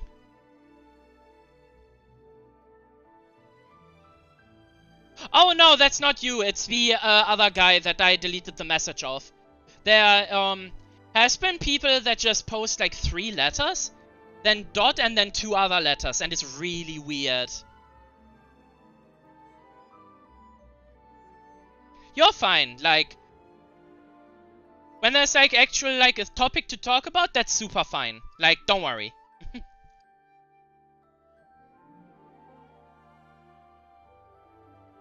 Yeah, I think here's good. Boop.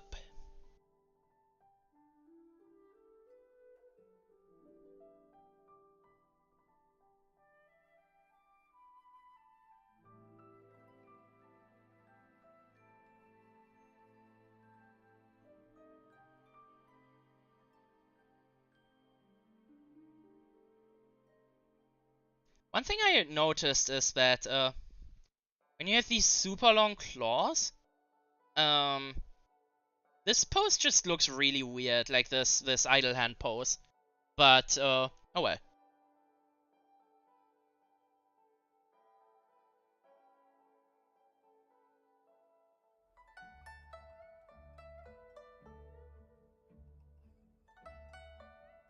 I do need to give him something special, because currently he stands out as like the most uninteresting. I feel like visually uninteresting. Maybe I will give him some design onto like the coat. Some intricate like golden design or something.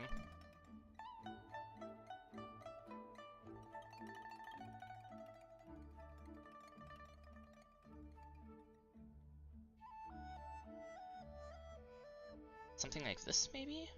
Boom, boom.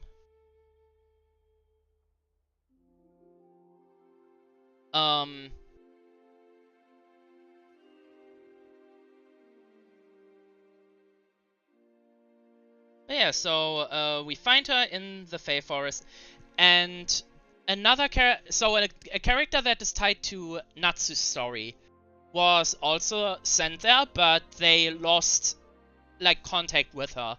So we were sent in to go in there. A lot of characters that Natsu interacts with are also like people that can turn into dragons. So Thresh as a reference would be a good idea. That is fair.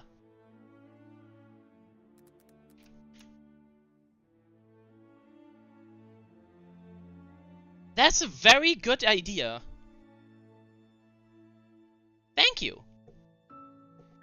I think I will do that. I will open it up in like a tab next to it. Just need to wait for the wiki to open.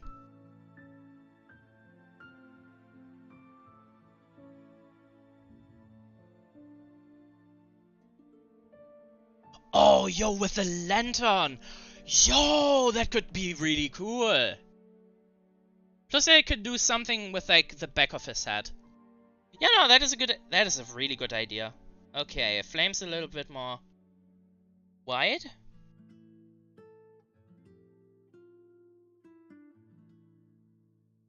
Then I give him a little bit of a collar.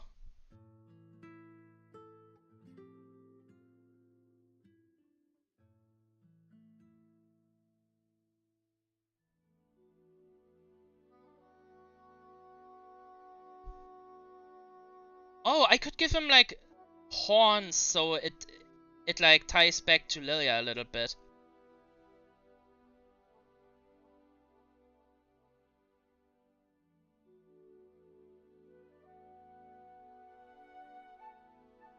That is perspectively not correct. Yeah, so we are in the ruins. Oh wait, first we went to a fighting arena. To a fighting arena to get to the location of the ruins.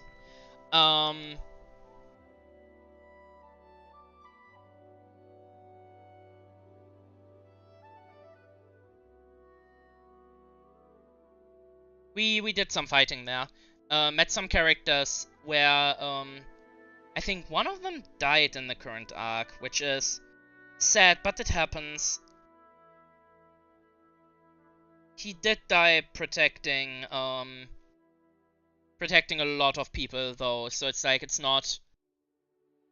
It wasn't a meaningless death at least.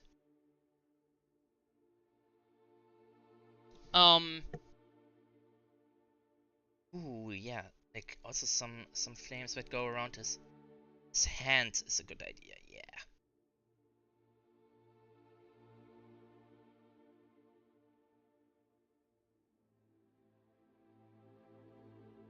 To make the hand a little bit bigger.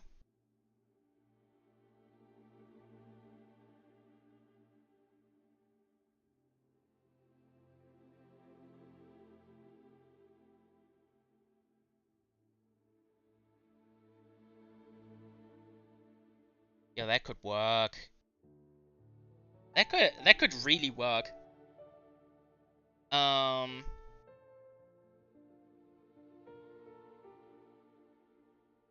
think I can get rid of the reference layer.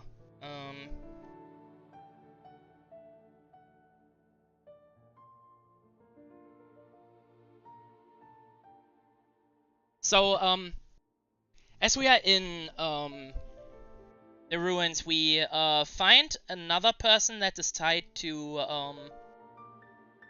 the one we were looking for. So, the person we were looking for is called Raisharana, who is also a dragon, but a golden one. Natsu is a red dragon. But, a lot of things, in that world are, like, not 100% D&D lore. Like, just because he's a red dragon, he isn't evil. In fact, I think he is the truest version of chaotic good you can be. And I say that with all the love in my heart for Natsu.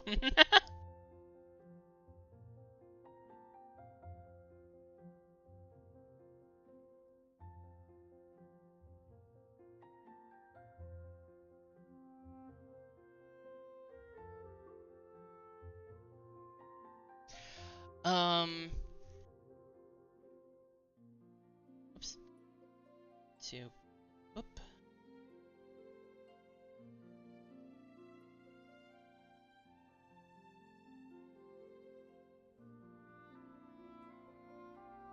These are also, by the way, just sketches. I'm going over this in, like, with, like, other tools, so if stuff looks still wonky, it's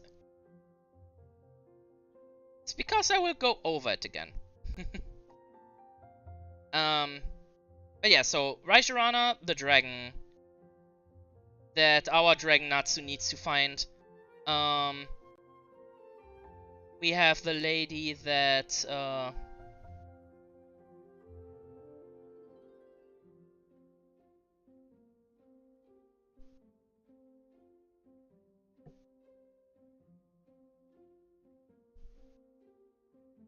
ooh, I actually also like the idea that the mouth flames go into, like,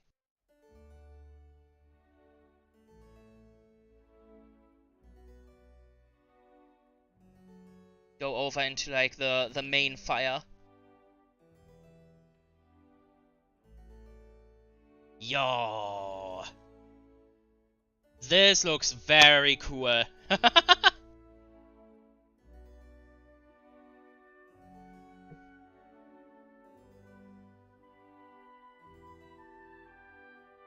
think another part of why this looks wonky is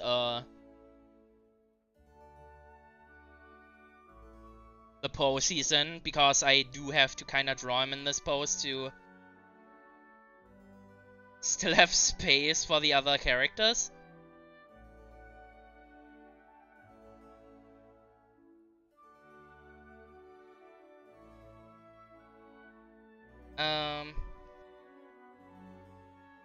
But yeah, and as we get to the evil lady, we find out that Raisharana has been brainwashed and turned into a shadow dragon. So immediately, the first thing Natsu does is turn into a dragon, and while we are fighting Pyrrha's evil guy, Pyrrha is the one whom's dad got eaten by the lady.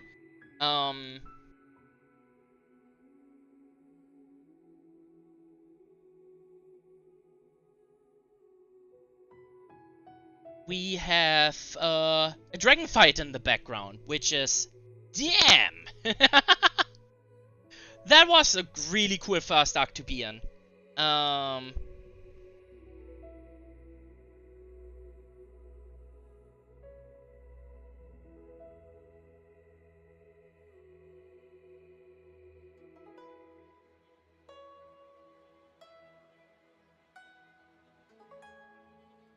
And what's it called?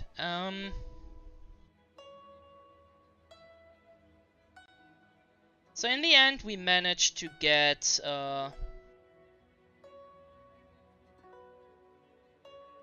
to get Raishirana out of her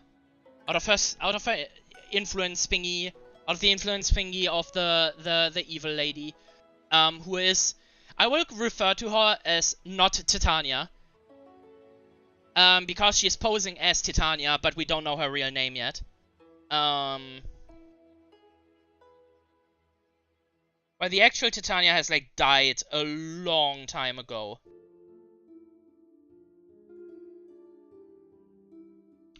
Boom. No worry, I'm just going to make the canvas a little bit bigger. I'm sorry, what? Cancel. Oh, that was the selection, I see.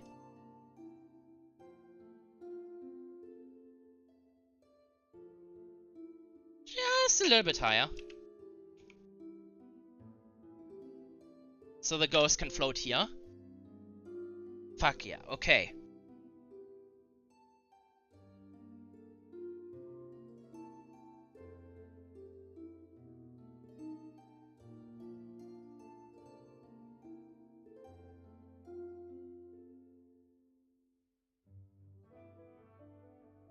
I will give him fittingly blue fire instead of green. Oh, this has a nice effect. Damn.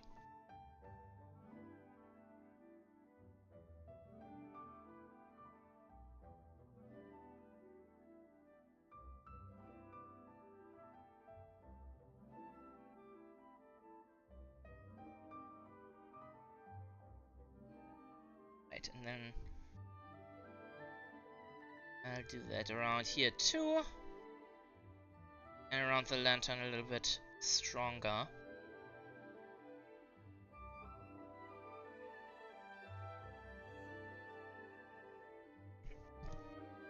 There we go. That looks kind of cool. I like how it looks.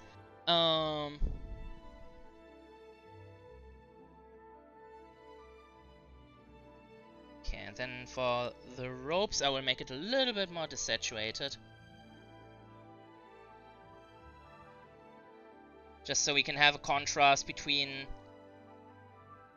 how I'm going to paint the markings on top of it versus the actual like robe-ish thingies.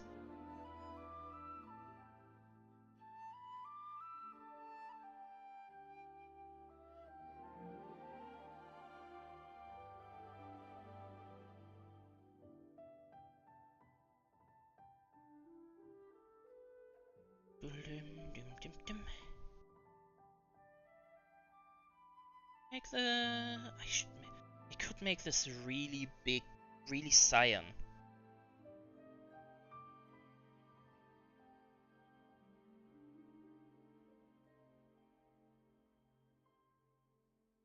But yeah, so we do save Raishirana.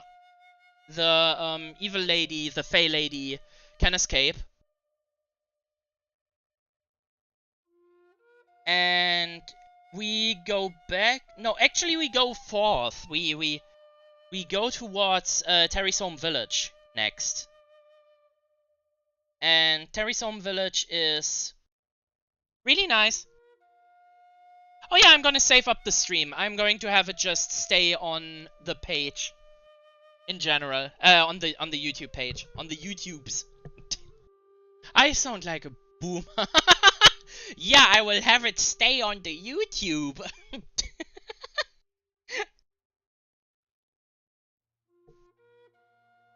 But you know, I'm going to have it be on this website and stay there for a while.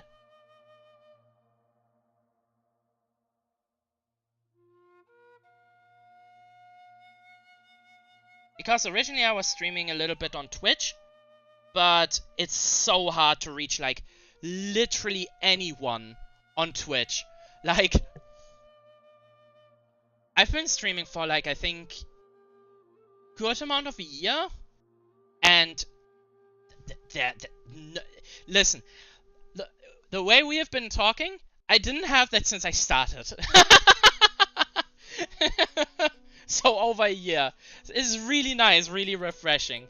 It definitely gives me like a good vibe to get over to YouTube.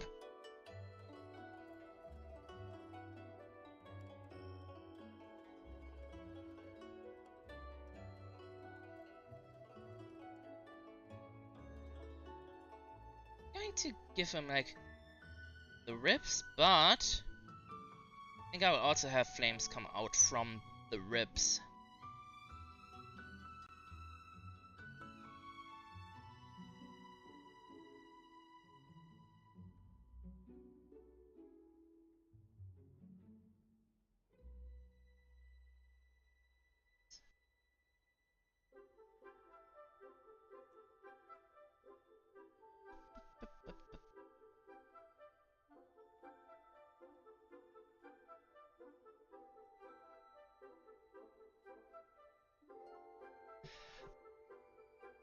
Oh, my Twitch is also Otakurious. 1 second, I'm going to send you over there. It doesn't have much archived. I think it has it still has my Elden Ring stream that I did when it came out. Let me see. No, don't say anything. Auto stream. Yeah, it still has my 6-hour Elden Ring stream. Oh, hello. 1 second. No, not. No, I want to paste. There we go.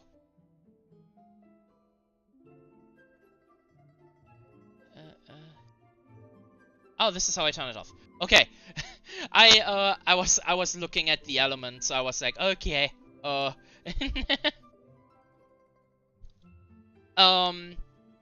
yeah, Elden Ring stream. I somewhat rage quitted at the end because I went into an area that was just way too high leveled for me.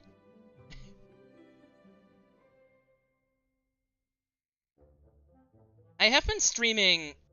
I have playing off stream a little bit, and is definitely better now that I know of things and how to do shit. But that was painful. Like, I don't think... Oh, there they are again.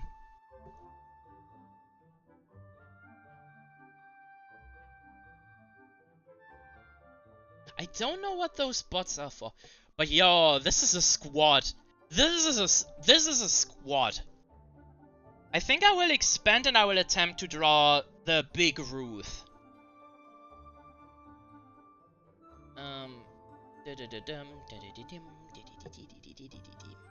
I'm not listening to Halo soundtrack in the back, by the way. I just hear the same soundtrack for some reason. It's just the thing that immediately came to my mind. Oh no, that's image resolution. Canvas size.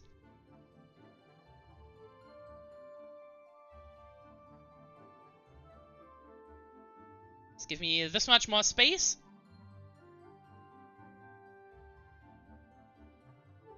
And let me move the oh.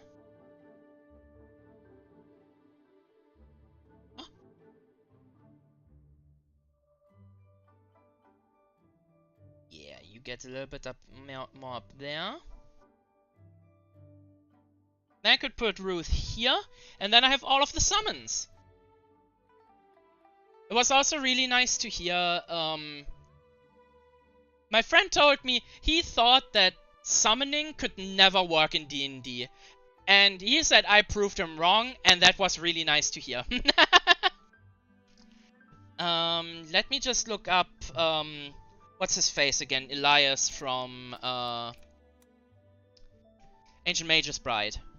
Because that was my basis, how I based, Ruth's shadow form.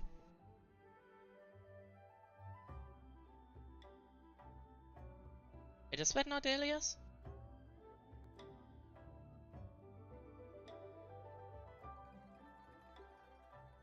Why does he look like a little bit as human? No, don't stop. Oh yeah, there we go. This This... Oh, that is perfect. Okay. I will also say this in advance. I am really bad at drawing dogs and, like, creatures that aren't human. Well, I mean, granted, it did kinda work. It did kinda work so far. So, hopefully this works too.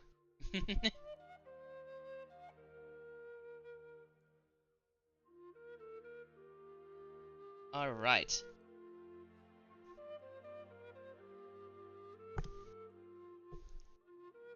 The only problem is that this one is bipedal, but for the skull that is not going to be a problem. I'll go back to size 4 and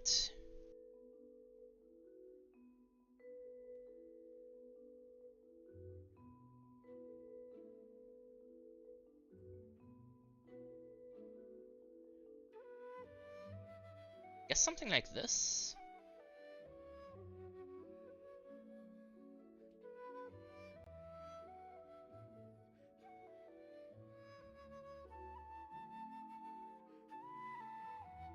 Oh, no, this doesn't work.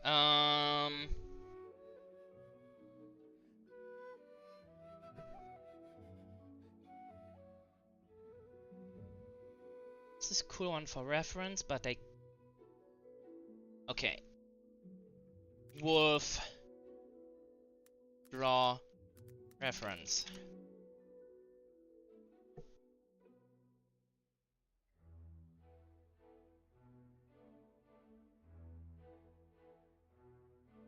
Oh, I like that one. So... Then you go like this, apparently. Make a square snout. And do it somewhat like this. With the horns coming out from here. Because that's where the ears are coming out in normal wolves. And his nose bone thing goes here. His fangs.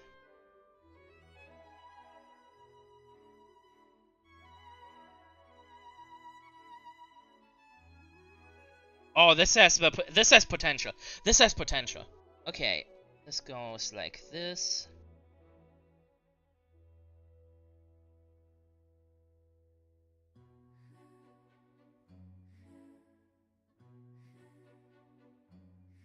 Oh.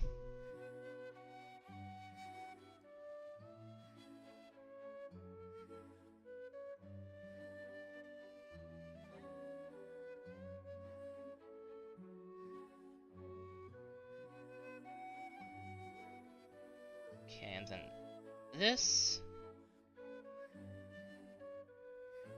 Still not happy with the eyes. First and foremost. I think I'll just not give him eye. I just don't give him pupils. There we go. Not pupils. Pupils are students. Scalaras. There we go.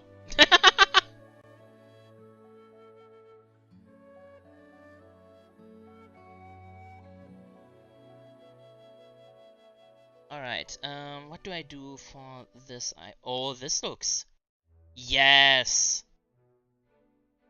I also just realized that Ruth doesn't only look like a Pokemon, he also kind of is. Oh, Digimon, I mean. Digimon. Simply for the fact that, he does transform into, like, bigger forms. And my DM teased that there's an even bigger form in the future for him.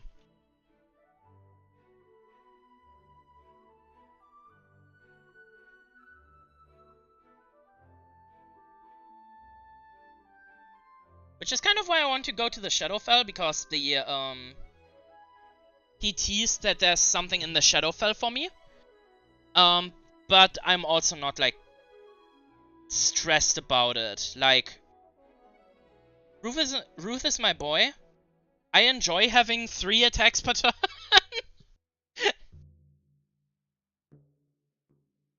Yo, okay. Okay, that is... Ooh.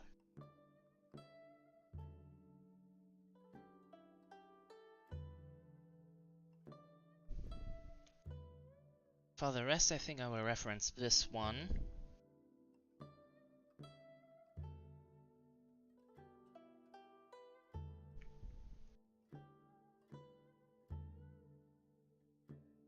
It's like this, but also... I kind of want him to look more like a wolf than in the last one, because in the last one he just looked like a shadow.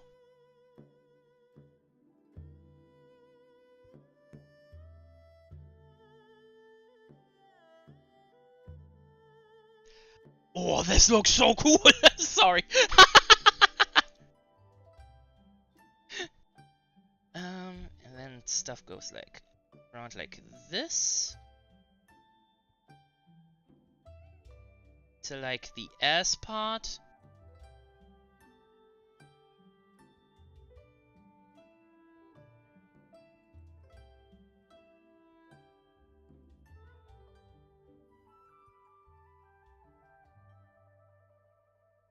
He also should be bigger than my character, because even though he is a medium character, he is still a dire wolf when he is in his full form. So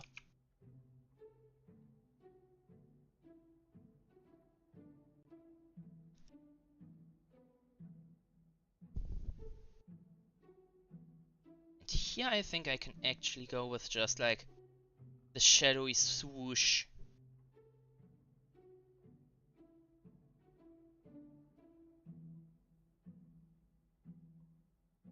Yo.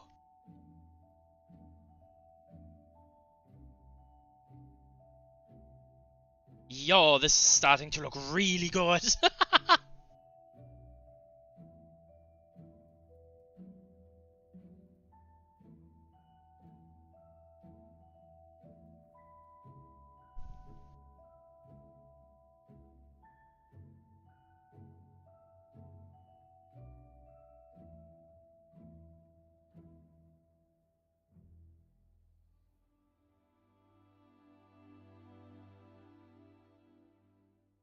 There we go with the 1 leg.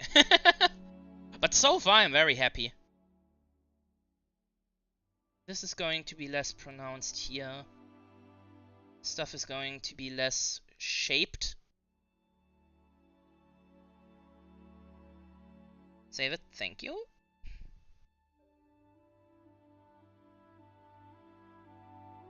He looks like a fucking dinosaur right now. He looks like a velociraptor.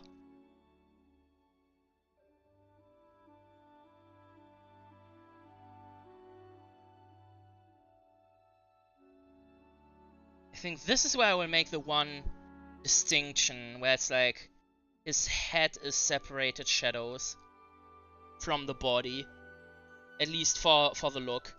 All right.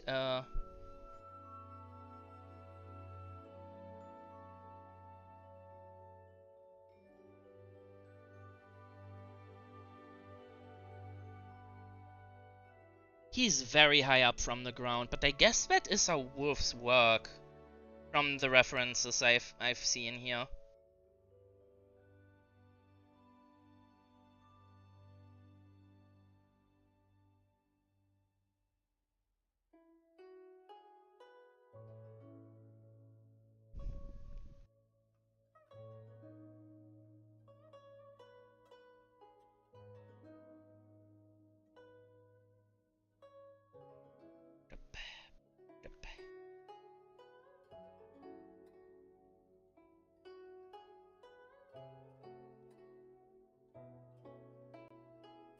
I do need to move him a little bit up. Ruth is just such a big boy. Eh.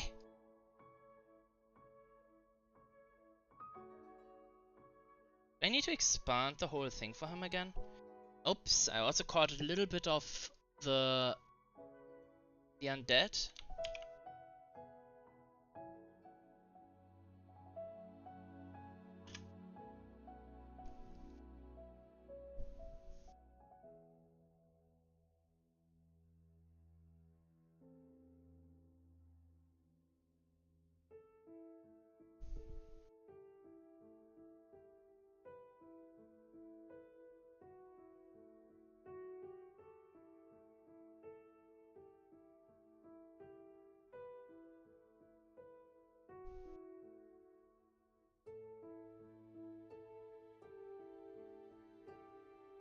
Oh, but yeah, and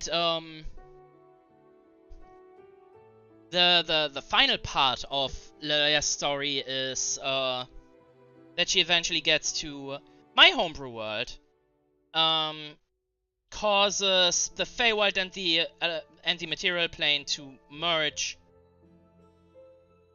inspires a lot more like adventurers to go actually out adventuring, who then eventually worship her, and she becomes a god, though it is like a really like the lower end of the god's power level spectrum.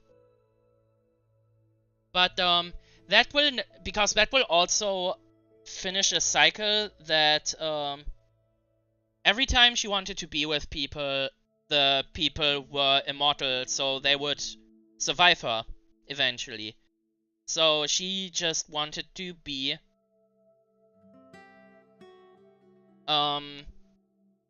immortal too, to just be with them. And I'm going to give him some bones, but go into because it looks cool. Yeah, that's all she wanted. And it's like, she couldn't really ever have that, so this is the thing. She did it. She finished it in the end. And is that the end of her journey through the multiverse? Who knows? I am planning like an eventual world-shattering event where it is the players on really either side in like a massive god war on the world that will like massively reshape the world, with the players being like the middle point of that happening. The key players essentially. With their help, gods will die, but also rise, so I think that is going to be a fun... I almost said little adventure. I don't think it's going to be a little adventure with that scale. But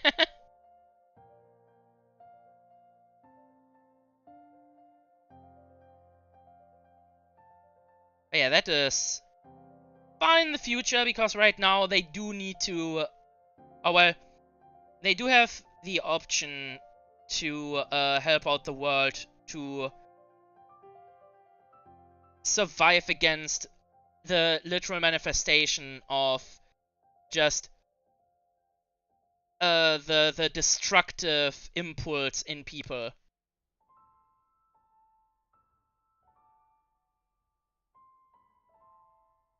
A little bit taken from Final Fantasy, but I had the idea before 14 did it.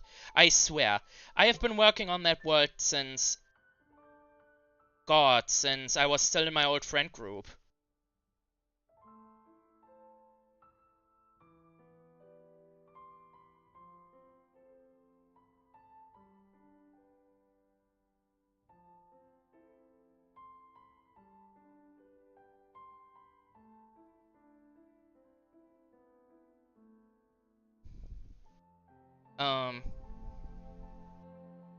But yeah, Final Fantasy definitely gives me help in coming up with scenarios where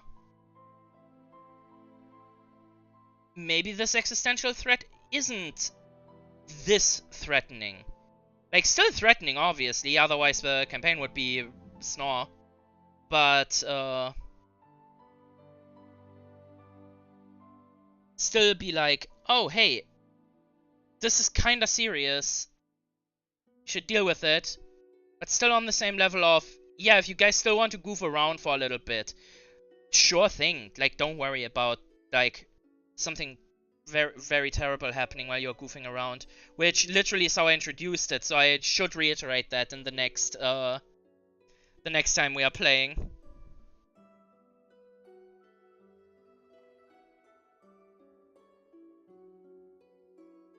Hey! And that is... Shadow Wolf Ruth finished. Hey! Okay. Now for the line art. But yo, I like the designs. I really dig the designs of all of these.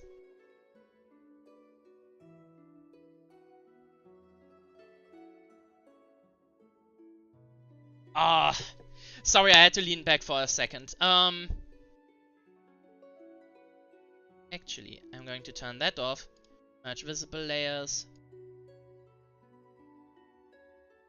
Boom, boom. Okay, and before we continue, I am going to go to the restroom and I'm going to prepare myself something to drink. And then we are going to do line art on Lilia, because I would like to have her done at least by today. So I will be right back. 1 second, I need to find the... Where's my be right back caption? Oh well. Text. Add source.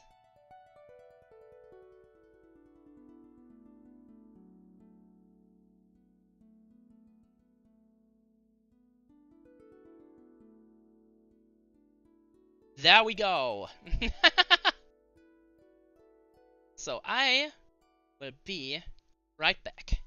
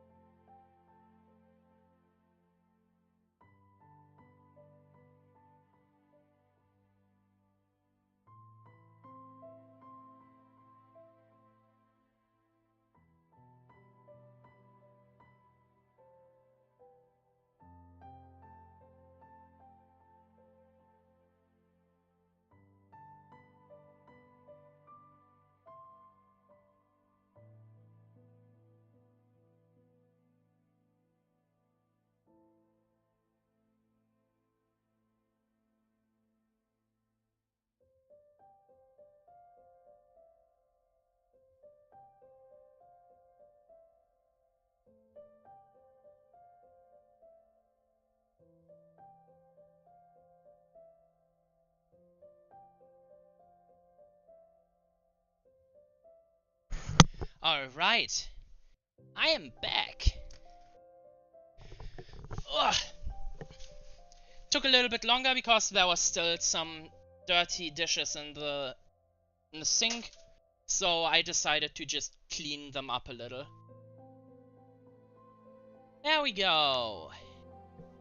Whoops. Up. There we go.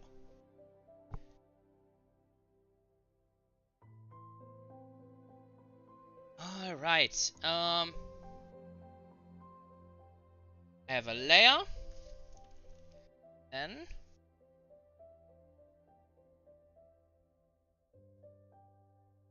I'm going to test out some pens here, just for the outlines.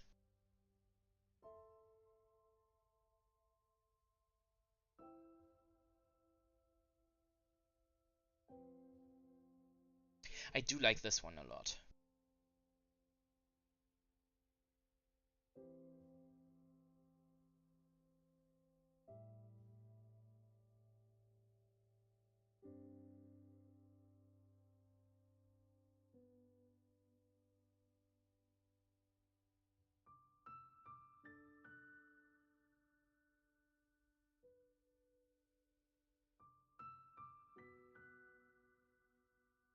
I have not heard about a tulip pen before. But that might just be because they sound a lot different than like in Germany we have a lot of different kind of pens. Oh, I do think I know what it is.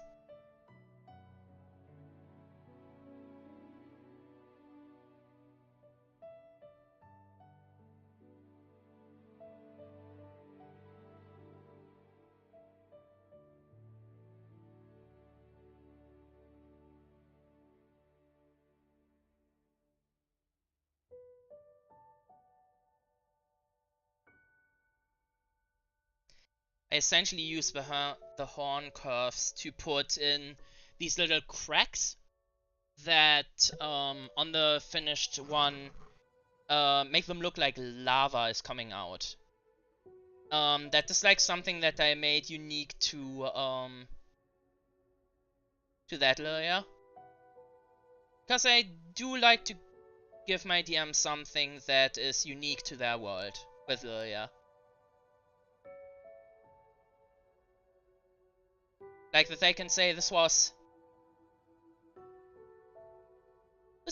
this Lilia. This was my Lilia from my world. And such.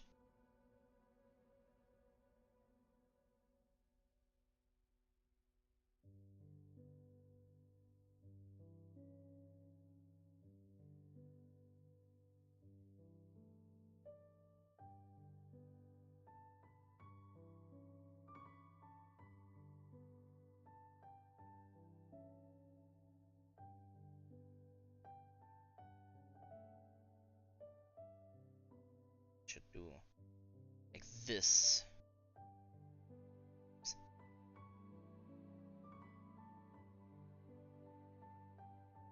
Give this hair a little bit more like volume. There we go.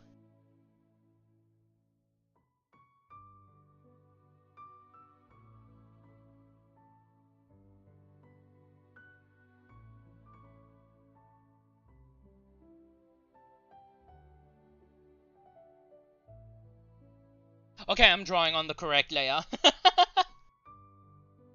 I was like, please don't tell me I've been drawing on the reference layer.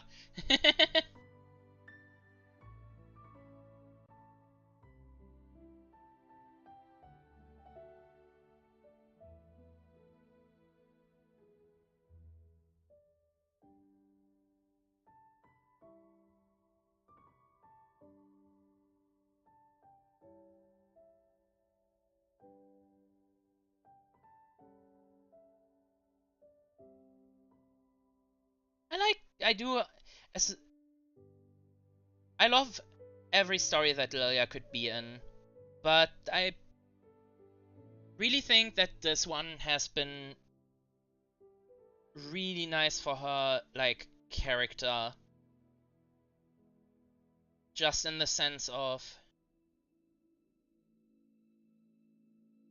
that she was able to just grow so much already. Like in the sense of she started out being really just this character not convinced of herself. She knows she needed protection from her shadow dog to actually do things. But then the first few adventures, she actually went through and wasn't downed. She saw the hurdle that was in front of her and saw that she can do it. And that gave her like a lot of confidence. Then when her city got attacked, like her home city, she was able to be helpful to a lot of people. That gave her another huge confidence boost. As well as recognition in the city, which is just really nice as like a character journey.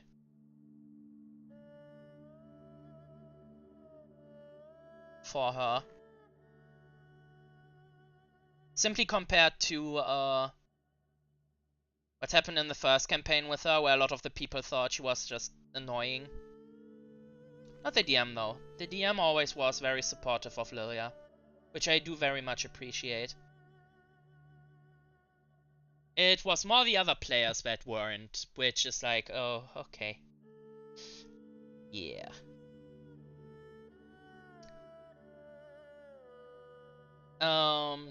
There's also,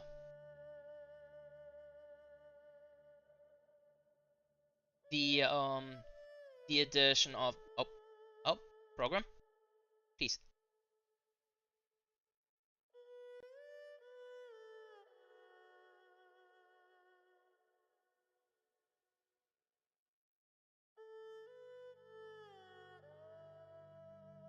Just still the thing of, that I have her as a god in my world, and I know there's always this, stigma of just, oh, so she is a Mary Sue. No, because even as a god, she's really bad at a lot of things.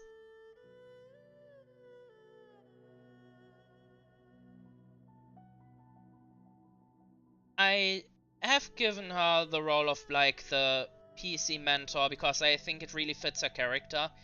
That because of the hardships she had to endure in all of her lives, that she can inspire people to hope and show them that they can do things.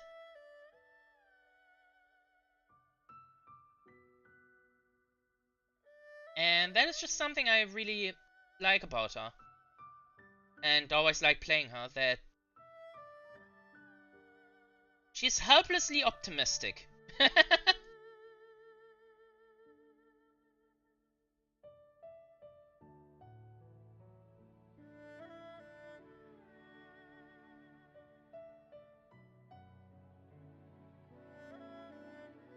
Oh wait, that's the book.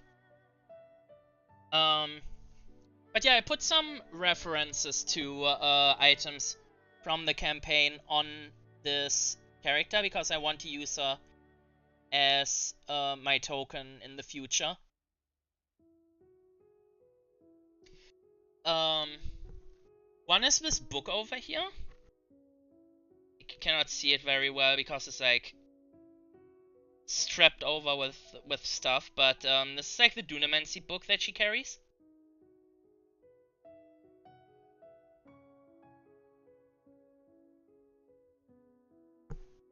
Okay, I need to make a different angle. Bup, bup.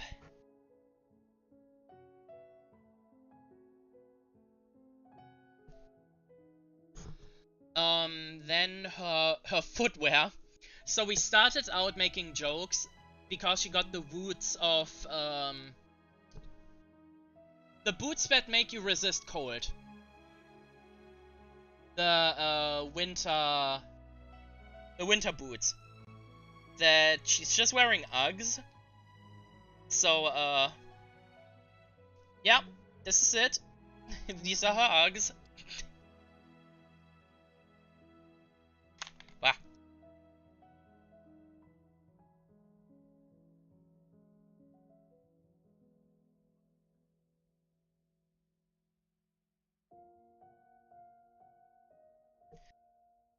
There we go. Honestly, this is turning out to be really good. How do I spin again? It's like A and D, right? No, no it isn't. Okay. And it's gonna use the tool down here. Oh, fuck.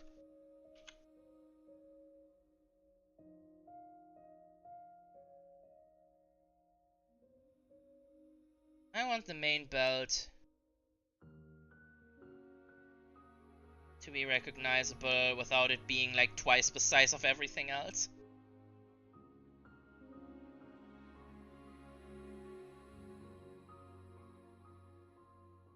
This belt goes in like this.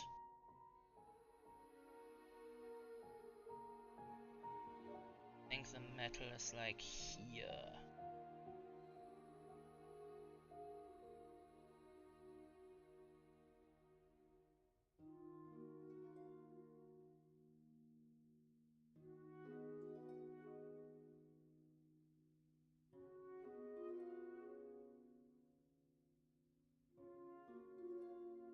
Then there's like another belt lock thing here.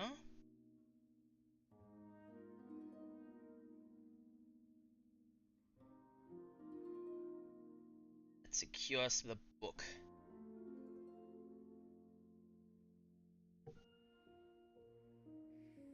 But you know, I will forever be grateful to the first DM to Tyler for essentially creating Lilia with me.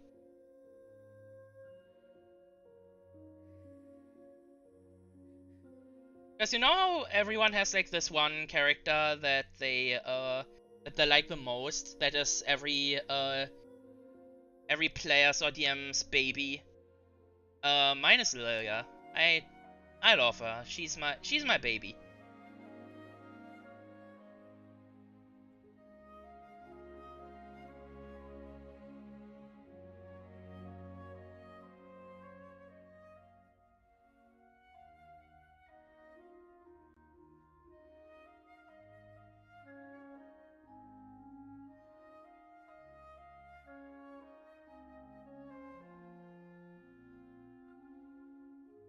And on that note, there's also another character that I never am able to play in D&D, which I probably want to play in the next campaign that I have a lot of campaigns, I need to say. I'm playing the Lilia campaign. I'm playing a campaign where I play Haleth. Haleth is like a half fairy, half elf, who can turn into a fairy. Is essentially like, so the race is built up essentially like a drifter race.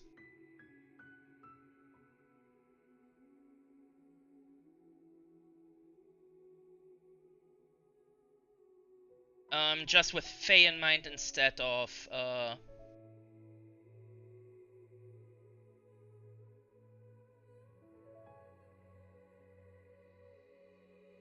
beasts.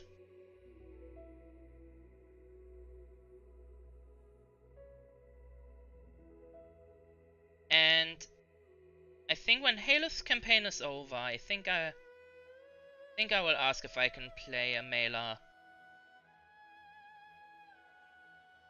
in that world, because she was my first Final Fantasy character that I got to play. Okay, it's not true that I didn't get to play her, I just got to play her like once.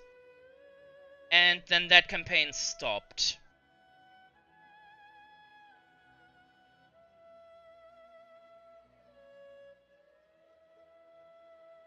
So it's like, she's still stuck in the Shadowfell in that campaign.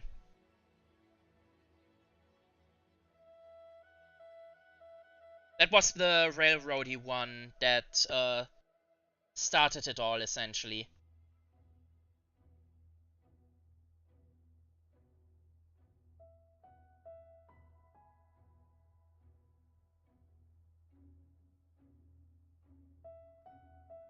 Okay, now how do I make this energy scythe look? Like, it's not really there, but also there. I'm just going to attempt to outline like it would be flames, maybe?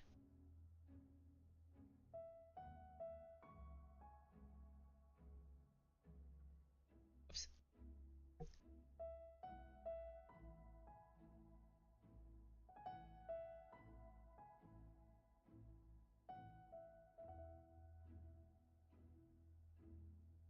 Does it still look like a scythe?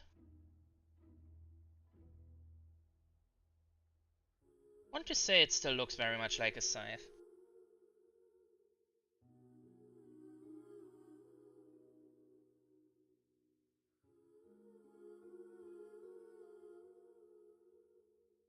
Up.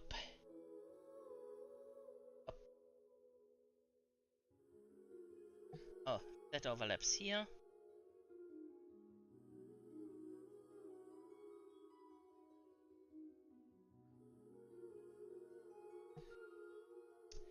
Ah, another bot.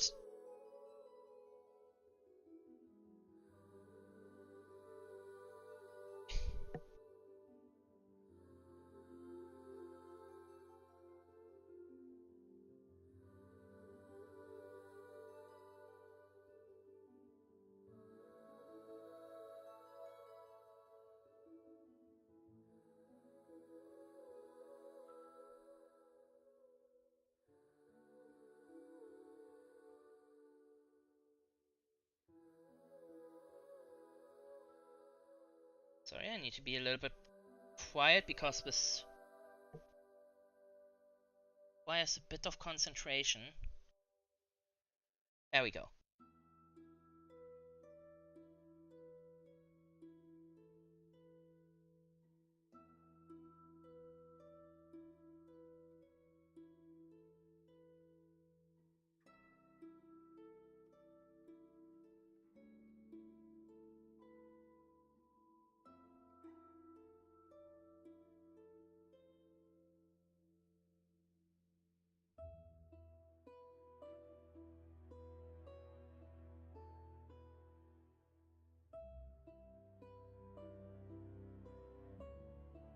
Okay, I think I did the outlines pretty well, damn. Whatever tulip pen is, props to the tulip pen.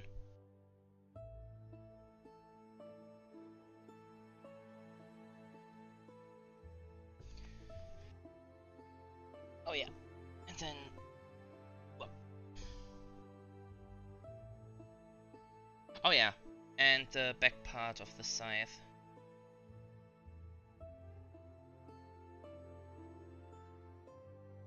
Oh, and part of the sand.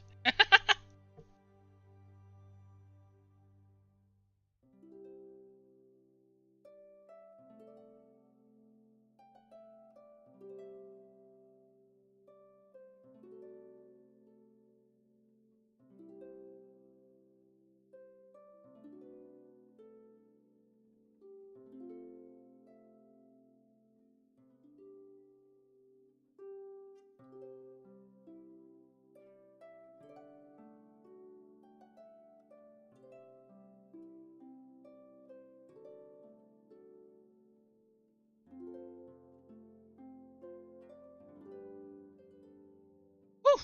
Okay. Just checking over, that's all on one line.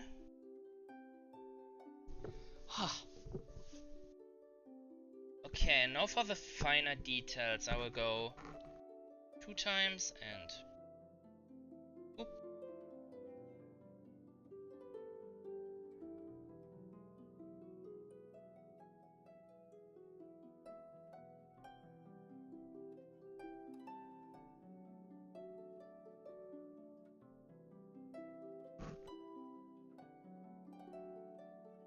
Actually, I think this might look better without these.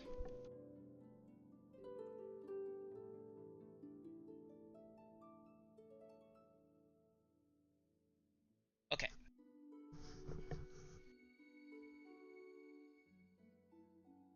Double checking.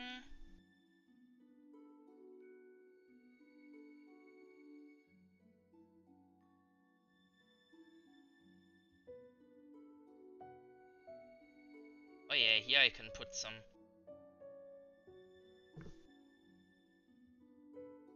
random scratches in.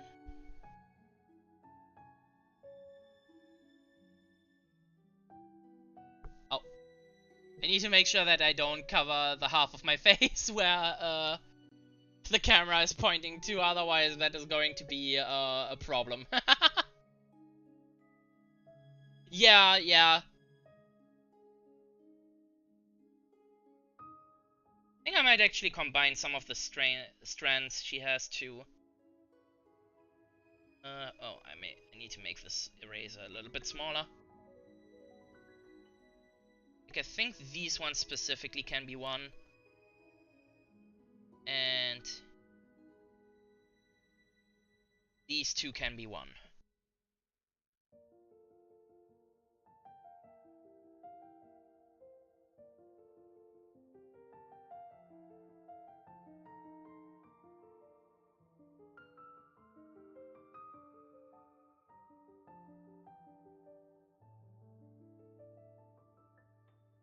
Okay.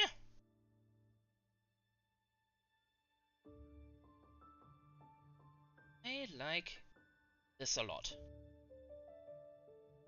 Oh, I was on 4. Does it look without this? The tail needs to have like a connection here, I think. The tail is a little bit too fat. I'm going to slim the tail down a little.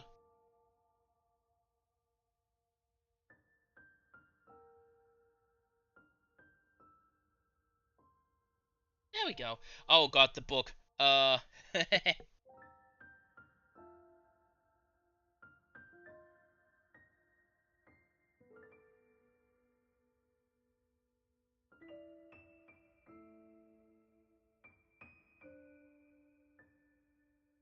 Well, it's a small detail. It will work itself out.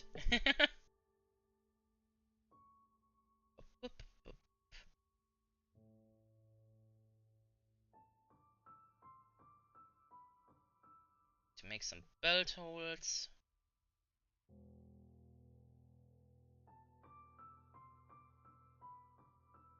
I think I'm going to make like this outer edge to the belt.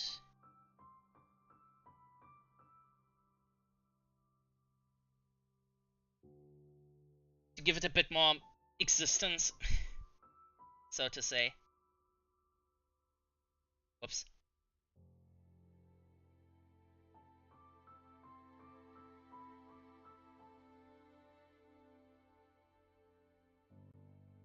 There we go.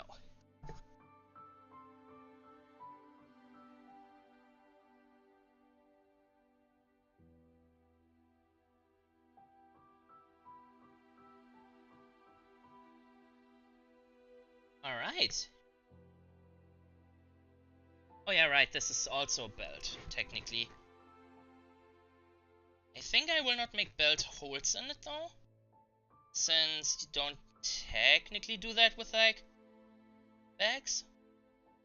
I'm just going to give it the railing, quote unquote.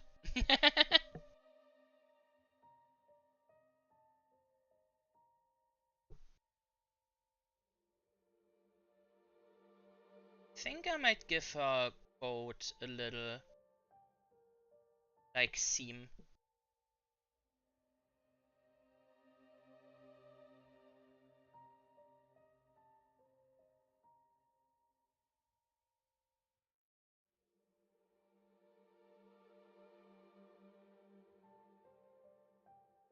Up, up, up.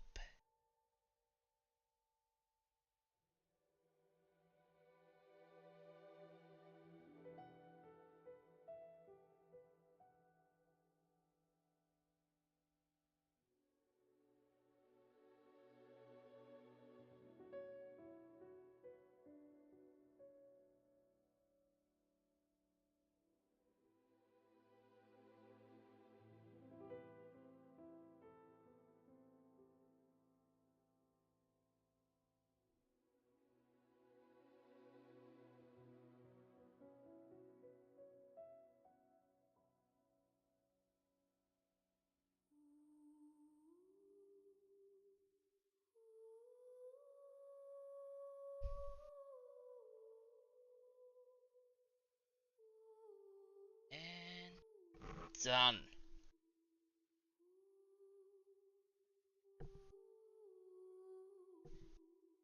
I like this.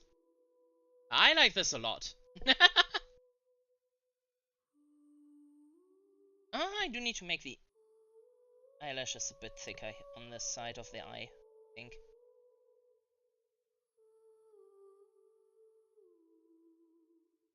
There we go. Alright.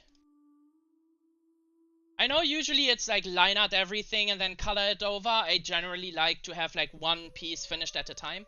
So I'm going to color this.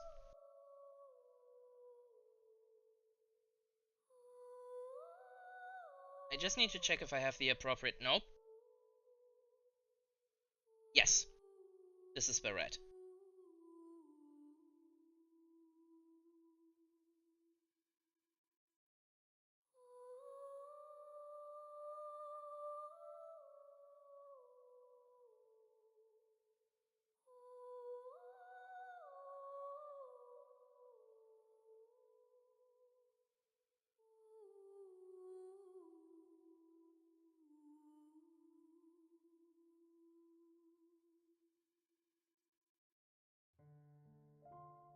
I do also know that I make myself a lot more work by doing it like manually, like filling in the colors manually. There is the simple fact. Thank you. There is the simple fact that I do not know keybinds very well, so it takes longer.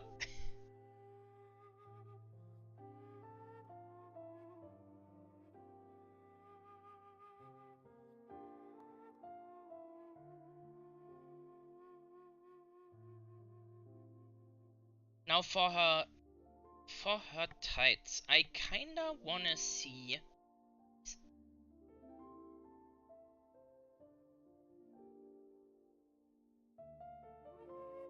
Kinda wanna see this one trick that I saw on the internet, so I'm going to color them later, or I'm going to color them now but in a different layer.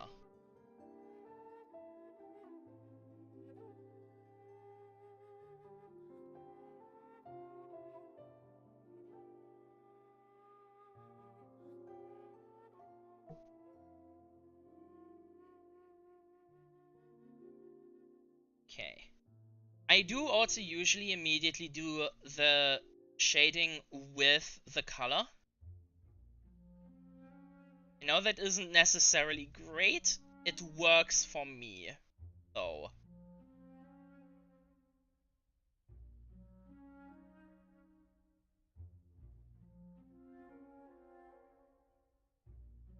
I do think with a color like this, the neck would be completely like dark and then have this extra shadow in the darkest parts. Oh, I also realized I missed a detail on the line art layer.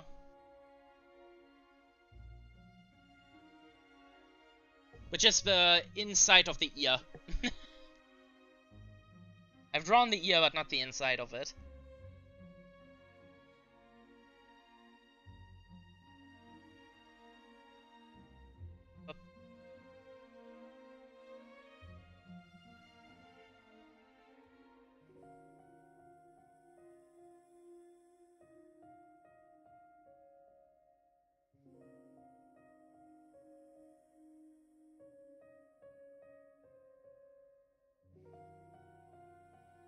I don't think this one would be in the light at all.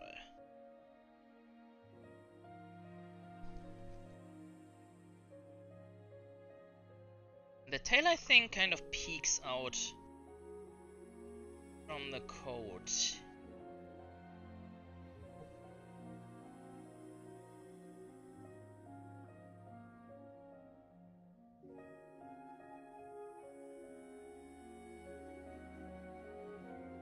I'm making this a little bit bigger.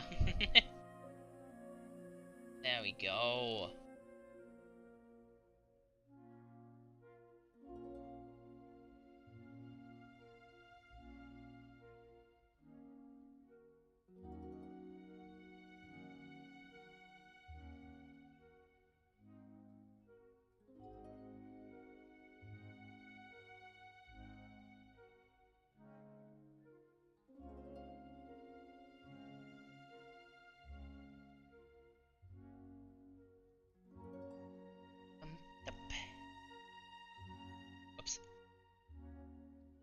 little bit over the line here.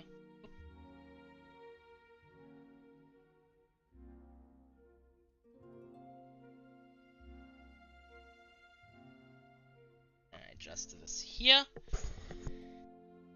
And base shadow is done. So now comes the bonus shadow.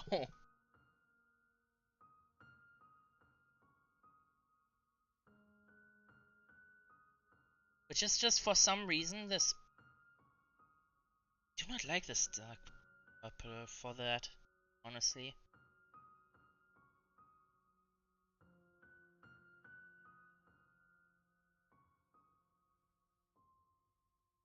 Guess it's this, but a little bit darker. Yeah.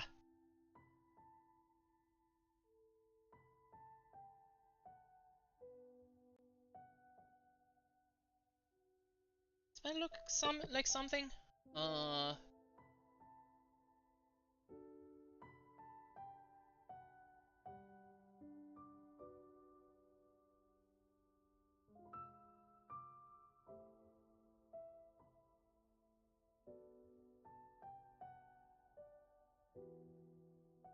It's supposed to be like this darkest part of the shadow.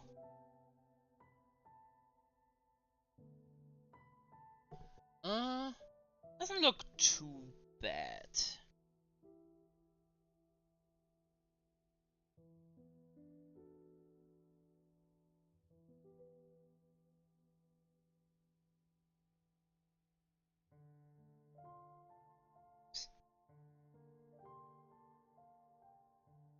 Here.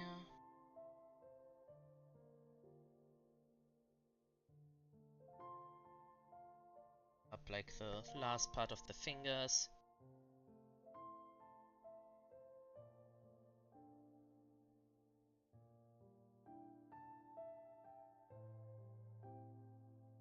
Here it would be like here, I think.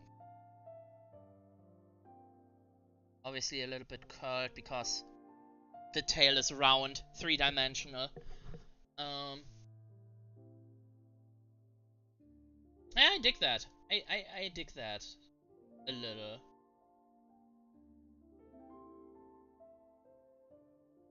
I think.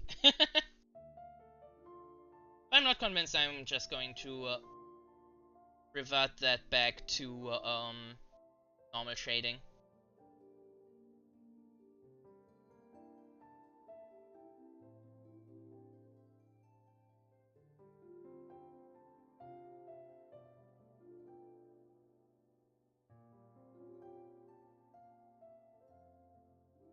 And the reason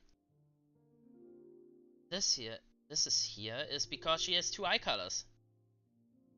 In the sense of she has in both eyes the same eye color, but it's like two different eye colors.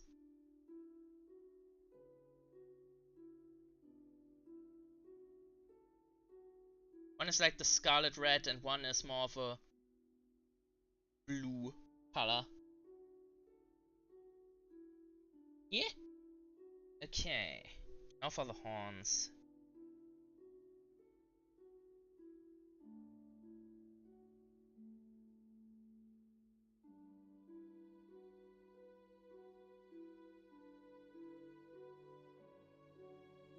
Do you like this night purple for the color?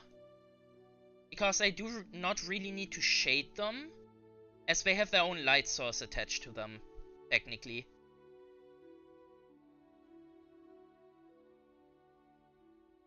Because, like I said, the cracks essentially are this almost like lava cracks in the obsidian.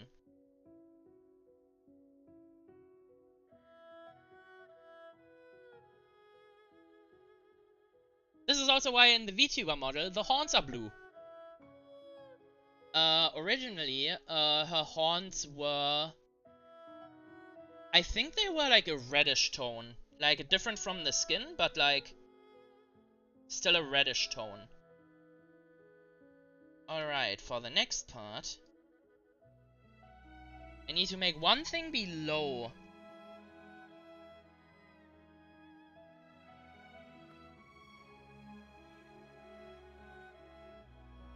Doesn't matter if it overlaps a little.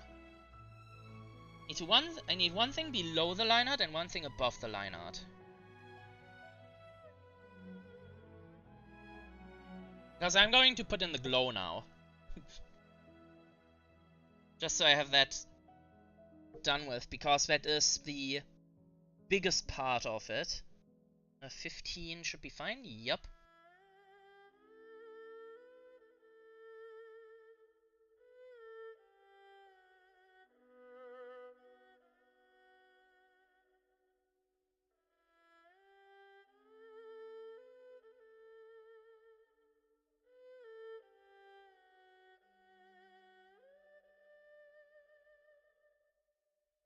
I swear it will look better in a second, when I have the filter stuff up.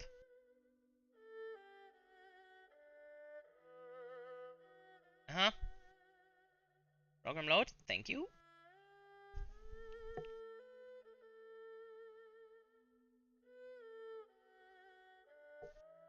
Alright, soft light is it, I think? No, it's hard light.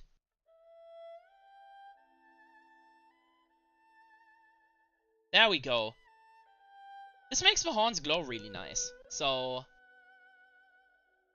I am a big fan.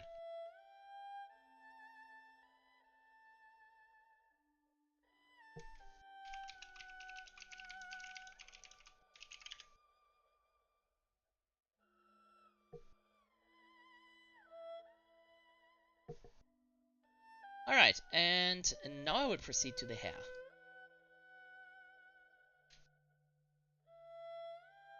Oh, why am I going into the blue? Technically she has the salmon colored hair. I try to get the correct tone, but I rarely get the correct tone.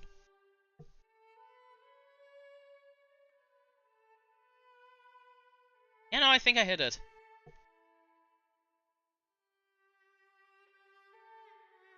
Yeah. Hehe.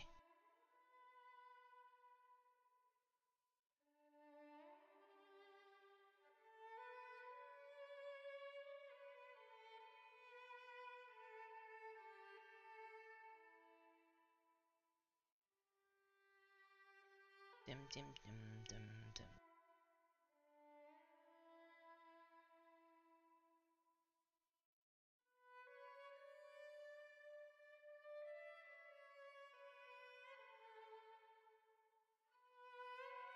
The last layer is my favorite part because I can just go over really rough because all of the other layers are above it.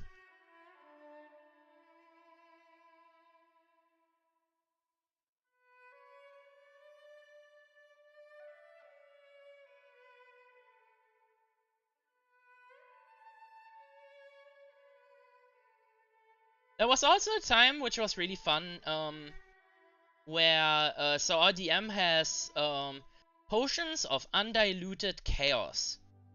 Those potions essentially do random stuff, and by random stuff I mean really random. One of our guys vomited mayo. Lilia spit out seeds that grew into a tree of her favorite fruit, which is a strawberry tree, I might add.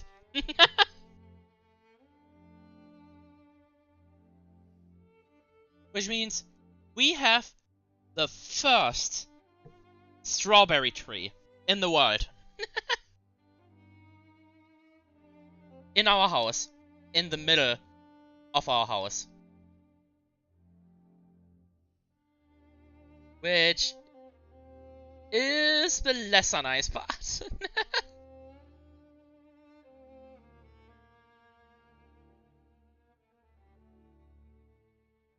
But to take a little bit off of the stress,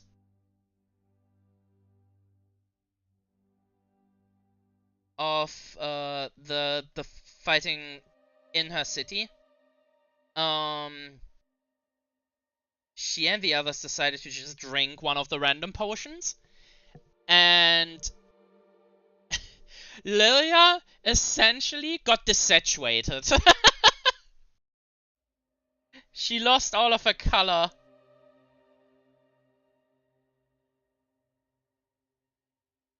That was really funny. We also had a buddy swap episode with that. Where I think... So Lilia swapped with the party's mom. So Lilia was in the party's paladin's body. And how I roleplayed that is that Lilia, being a sorcerer, doesn't know anything about fighting martially. So instead of fighting martially, she just spammed Guiding Bolt.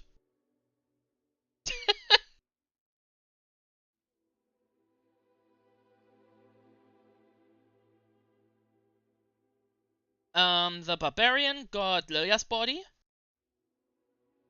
Then Natsu got the barbarian's body.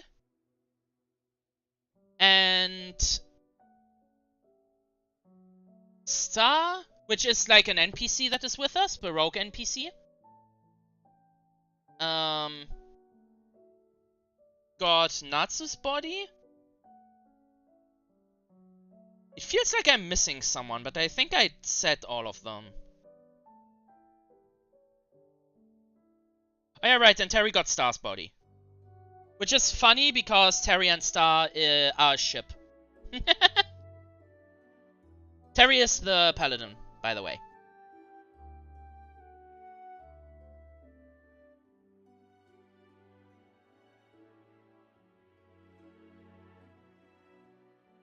Oh yeah, no, never mind. I'm gonna make this complete white, I think.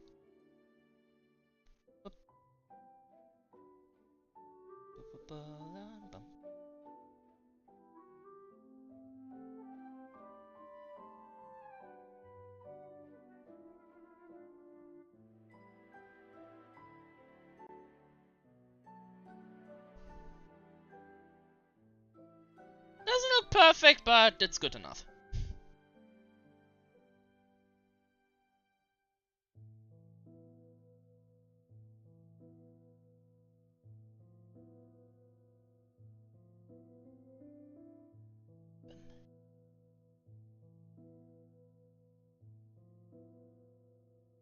Oh yeah, no. Oh, any funny net 20? I had a lot of funny net 20s. The last session, we were essentially fighting Pi, which is... Oh, wait, why was it retracted? Oh no. I had a lot of funny net 20 things happening. I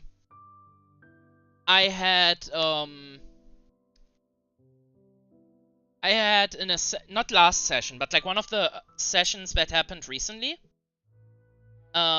We were fighting the sister of the character Lilia is romancing at the moment. Clearly stakes were high, and I was under the assumption that Pi was being controlled by control magic. Or by charms. So I was like, okay, Mr. DM, can I dispel magic on Pi to remove the charm effect? He's like, yeah, sure. Net 20. I'm like, okay, listen, if you want to have this fight happen, just go ahead, I'm okay with it. So we went along, even though I technically would have dispelled a 14th level spell. Then I tried it again in the following session. Another net 20. And he was like, Eric, stop! And I'm like, I'm sorry!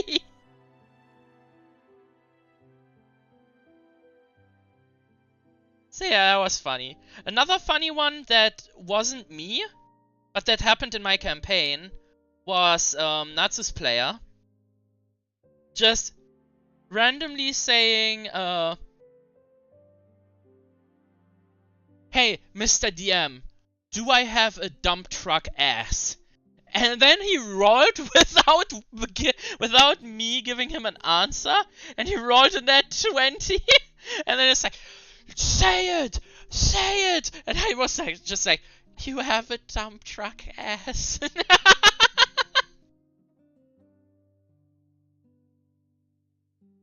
I mean, I feel outside of combat net 20s, because combat net 20s are always hype.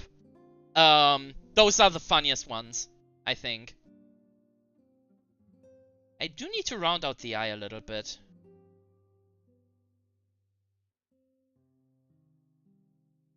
Which one is the eye layer? I think this is. Yep.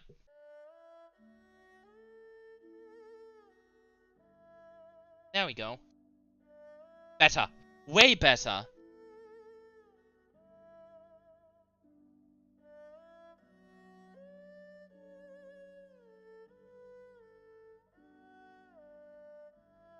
But yeah, I think those were the funniest net 20 moments in recent history.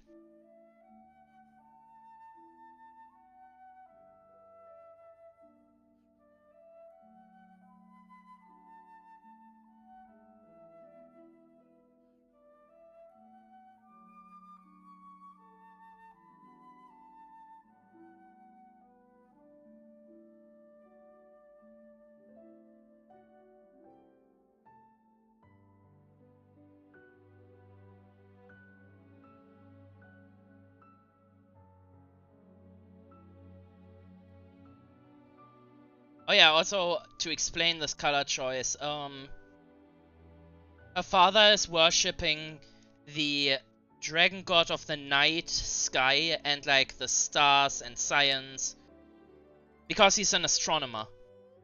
Whoops. And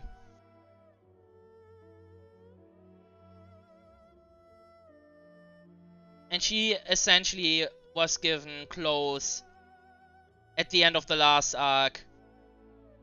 Well, technically by me. Because I just told the DM, hey Mr. DM, can I change my design a little? I do this quite often.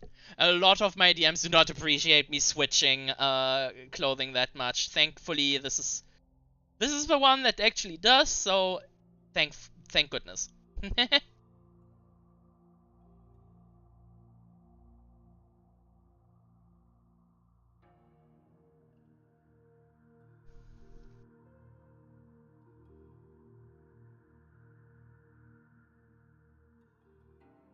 I think another good net 20 was when, in my campaign, Shigaku. So Shigaku is an Oni samurai.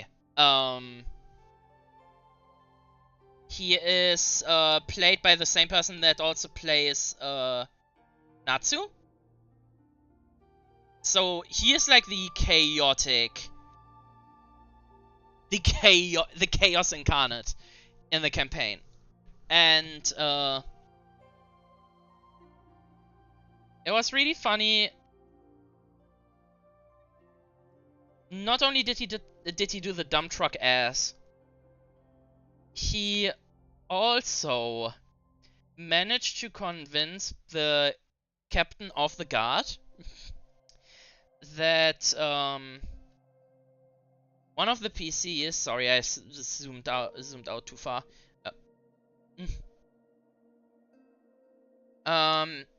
That one of the other PCs, as a joke obviously, I told them they don't have to go through with it, is going to marry a person in the city, and that the captain of the guard should personally prepare the wedding. That is also where he rolled a net 20 persuasion, so the captain was like, I'm not getting paid enough, and has been planning the wedding. Funnily enough, without that, it probably wouldn't have spawned one of the best moments of that campaign. Because it was a really emotionally charged moment. Because essentially, so my DM from the other campaign is playing Pi in my campaign. So essentially, I am playing my... And I want to say this carefully, because it's not like a DM PC as in... The players are not the main characters, but more of a... She just appears a lot, so... This is not even a DM PC at that point. But yeah, I play mine and mine, and he plays... I play mine and his, and he plays his in mine. Yeah. This is how wording works. And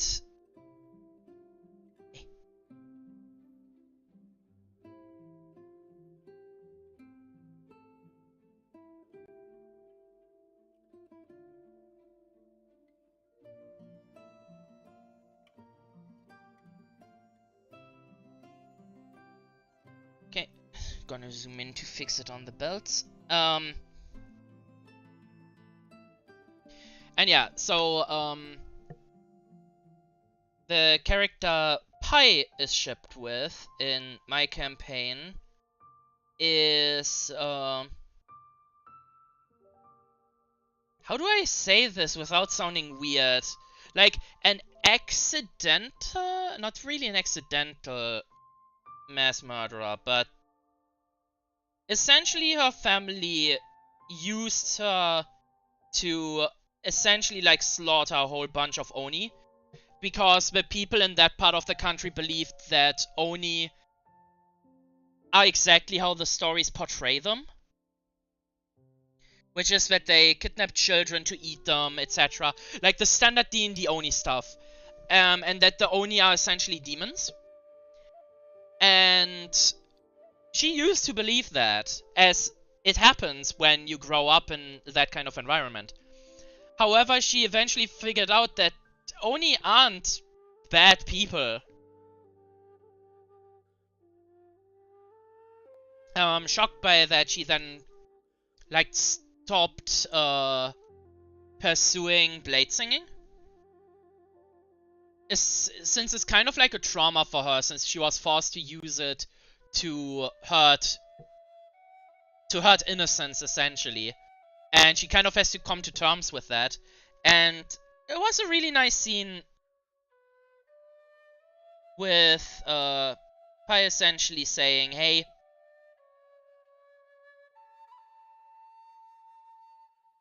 it may not excuse what you have done in the past, but I'm still here for you if you need it. And that meant a lot to Ichika as the character. I am glad I could have made such a scene. It's always nice to have to see that people are like really getting invested in characters and such. It feels really nice, especially since in like older versions of the campaign that I ran with the old group, the people that I am not talking with anymore,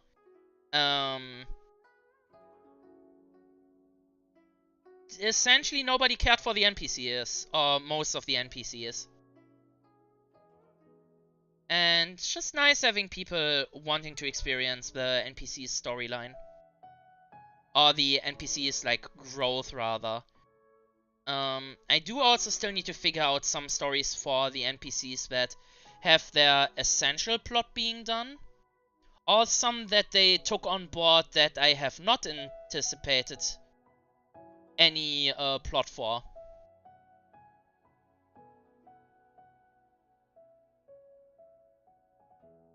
I should make this silver, I think.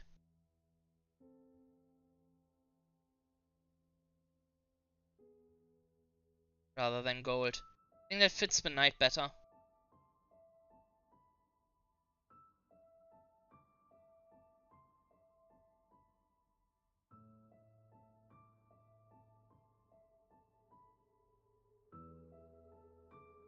Reason I'm keeping this on one layer is because I need to darken all of it by like a little bit.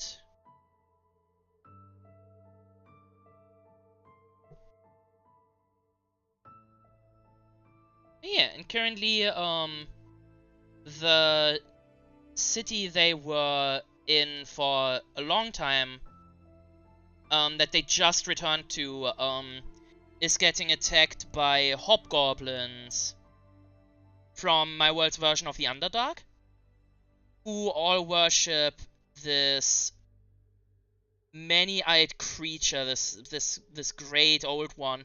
It's essentially an amygdala from Bloodborne.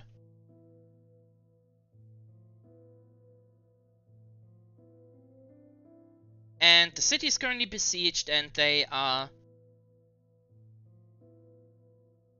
trying, I think trying to break through to get into the city. Or trying to break the siege.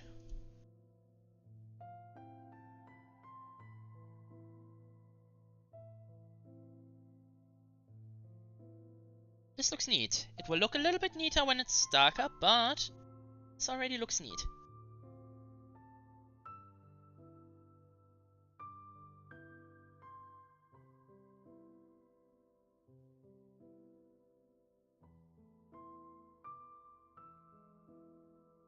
Oh, fuck. Oh, and then I also found a person that can teach more stuff about necromancy. Which, fun fact, did you know that I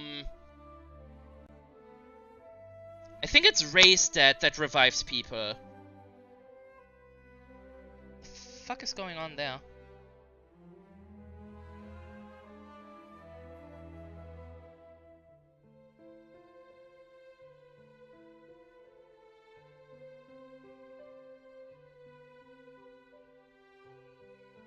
There it is.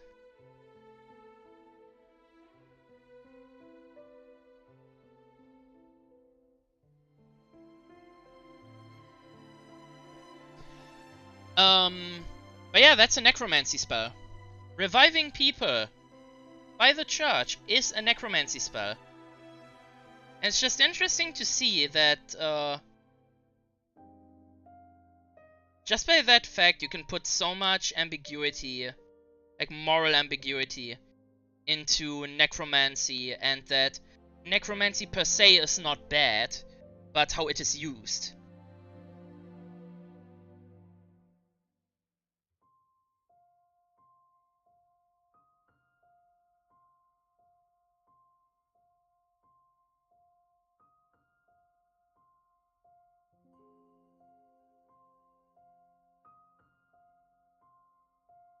And yeah, the necromancer lady, yeah, she was an ass at the start, but she came through, and she eventually is helping us currently with getting rid of the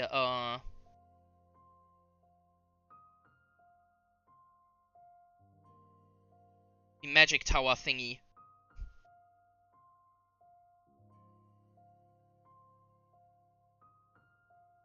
That is currently essentially trying to take over the Fae Forest. So that is going to be interesting, like a place that is like the embodiment of life is getting saved by two people who are the embodiment of death. I.e. necromancers.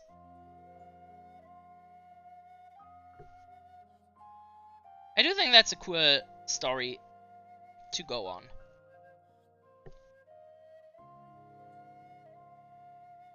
Alright, I need to make sure I have deleted all of the blue from that part. Okay.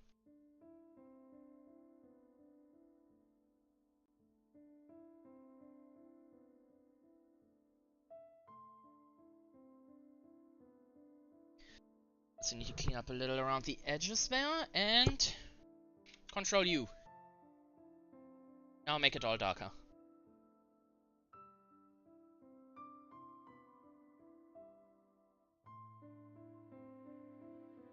Saturate it a tiny bit? Okay, yeah. The reason I'm doing this now is so I can do this. Oh, whoops. I'm on the wrong layer. Oh shit, I did that with blue.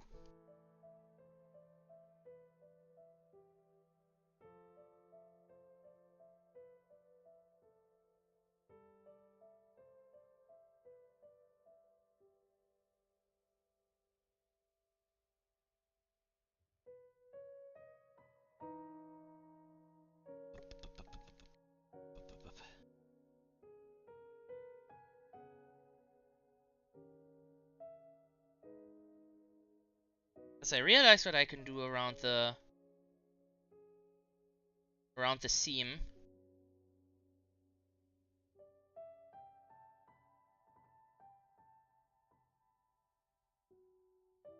It's just a whole bunch of stars. Like tiny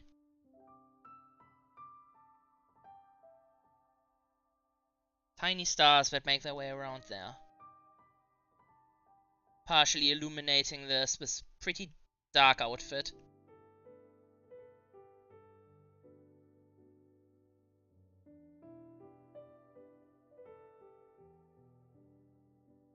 So how this is happening, it's essentially like a combination of like her first outfit and her second outfit. The first outfit you see underneath, the second outfit is the robe with the stars. It's not like a special magical robe or something, but we did say in character it's a thing her father gave her, so it has a lot of value to her. It's essentially a, go on Lilia, we know you can do adventures now, kinda present.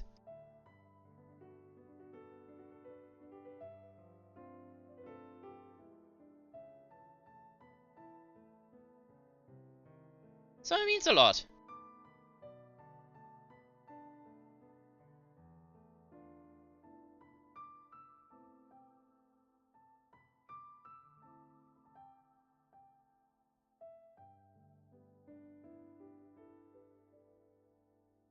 I also remember, I streamed a lot of RPG Maker back in the day on YouTube. I might actually bring that back once the new RPG Maker is out, because I currently have a game that I'm working on that has Lilia in it, but since they announced the new RPG Maker, I decided to not do RPG Maker for the moment. Aww. Oops.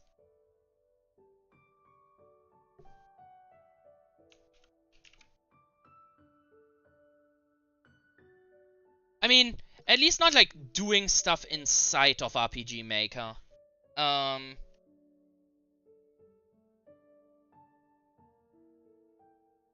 still want to do, like planning for plot and such.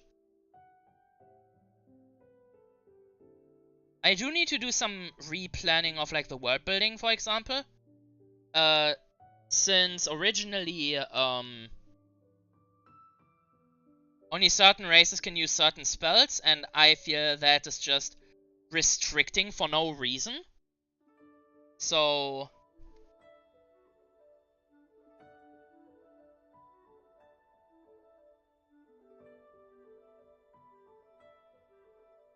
I decided to remove that, but then I need to find another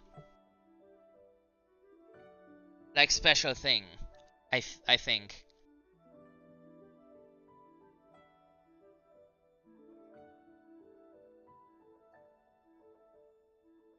Okay, I think I did it. Do you need to fix one more thing on this really quick? Whoops, a bit too high.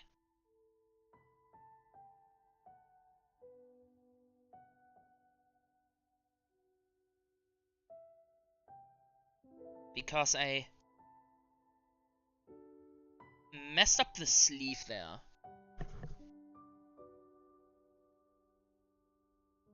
Well, I very much like this.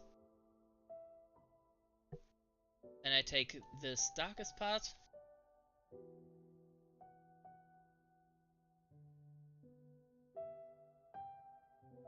Can you even see the difference? Not really. Okay, plan B. Boom. I know people say don't do that, but I don't know, it usually has looked pretty good, so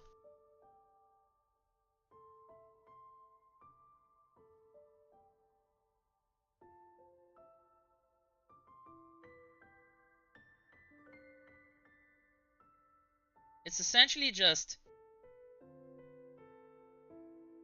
shading over the parts that are supposed to be dark, and then you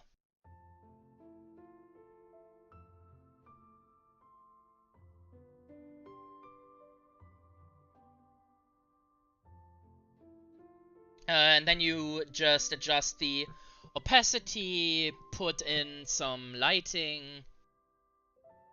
like put the blend mode to something, and usually that checks.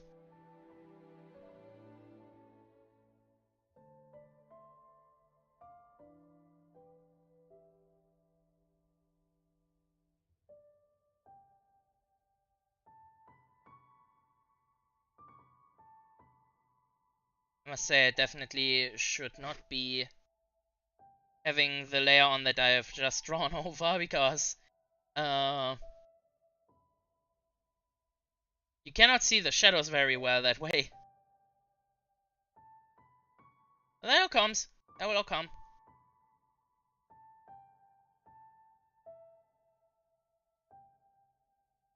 Dum, dum, dum, dum.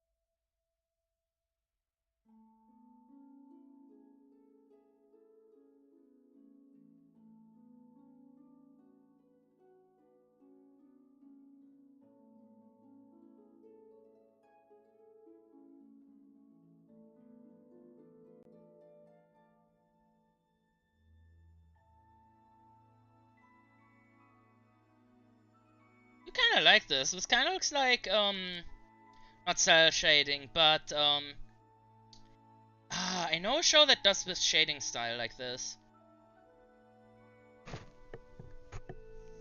Oh, my neck is stiffening up. We do not have much time. uh.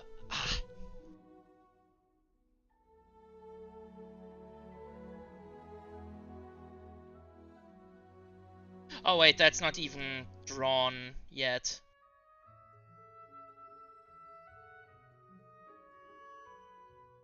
Yeah, it's making sure. Okay. I keep forgetting we are only on the cape.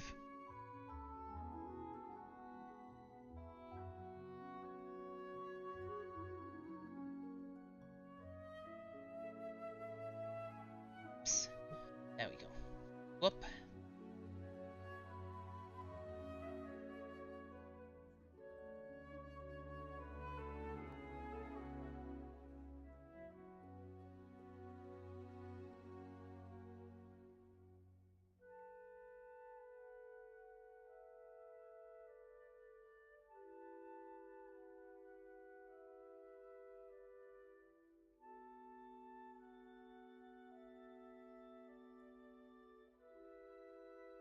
There we go.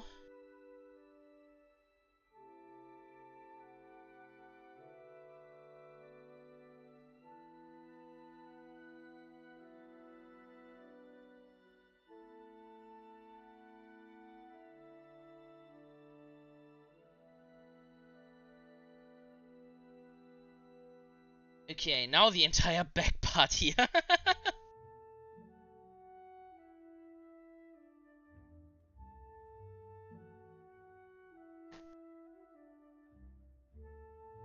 Let me try something. Oh, okay. There we go again. Remove that comment. It was another bot spam. No worries.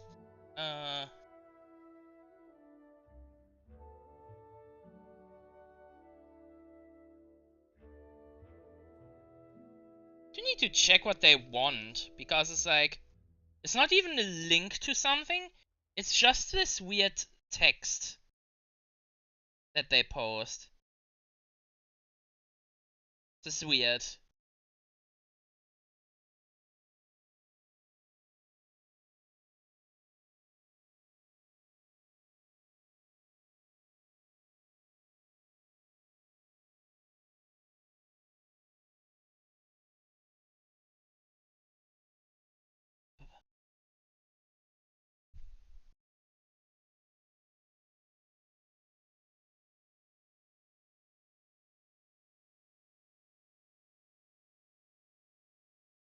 I'm currently just leaning back, so pardon if the oh, did they finish?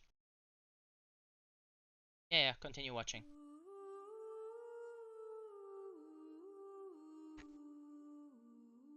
Genshin soundtrack is super chill, by the way.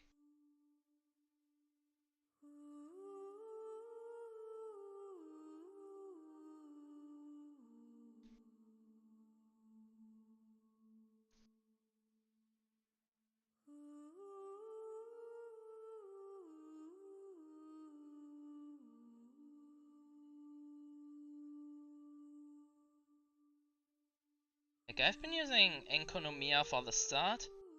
Then it was just like a general mix. And then, and now it's the Inazuma theme.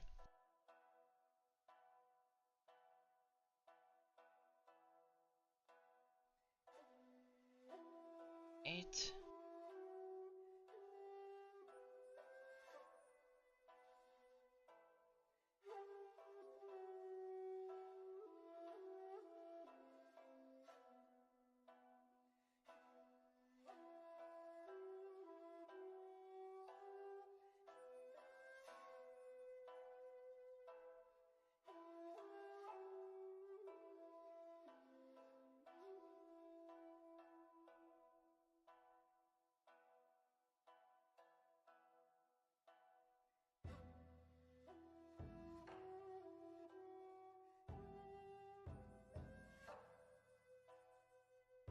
Much of a problem as Genshin has at the moment with its content.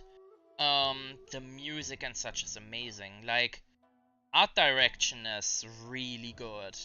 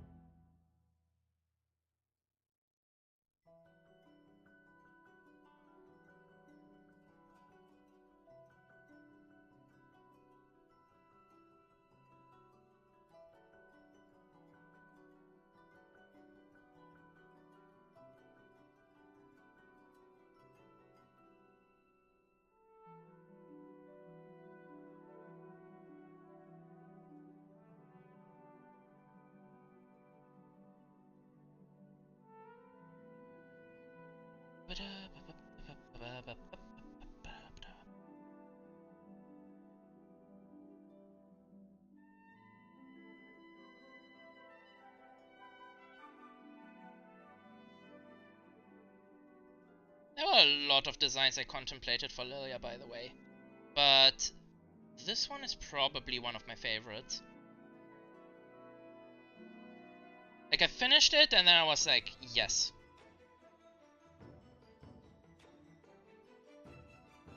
This is it.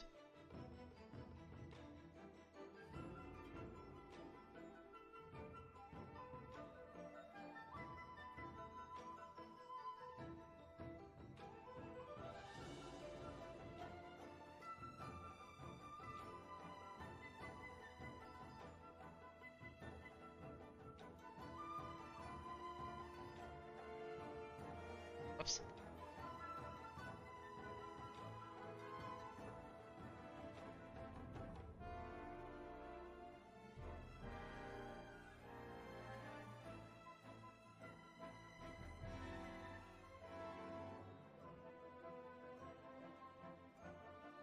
Okay, I think this is it.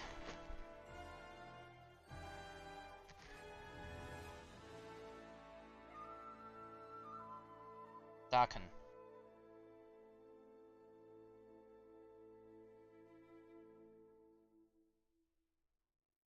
Yeah, I'll make it like this.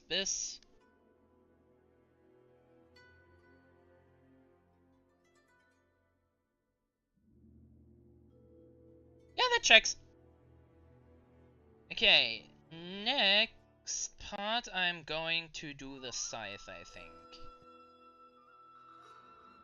At least like, oh, sorry, the staff. This is originally a staff, but it allows me to attack with my charisma like a warlock weapon. So that is why I have been flavoring it as the scythe blade just spawning out of it.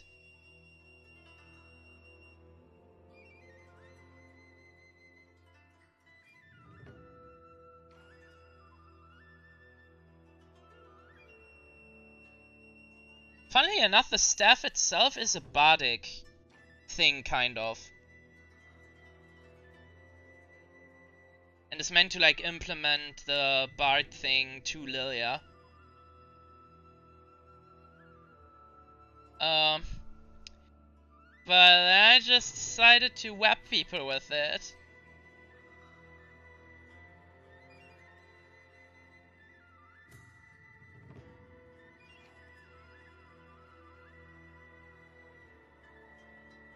Granted, you shouldn't do that. Sorcerers aren't meant to be, like, front fighters. I just have really nice potions. That actually allow me to do that, so...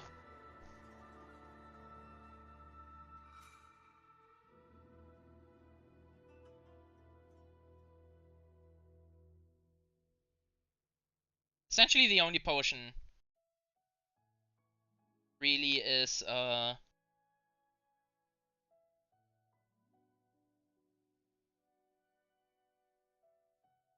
stamina potion. Which increases the con to 21 for, I think, 8 hours? Is a really nice potion to have, especially because it helps me concentrating on spells, it helps me do a lot of shit. It's expensive though, like it's like 500 gold pieces a drink, but honestly worth it.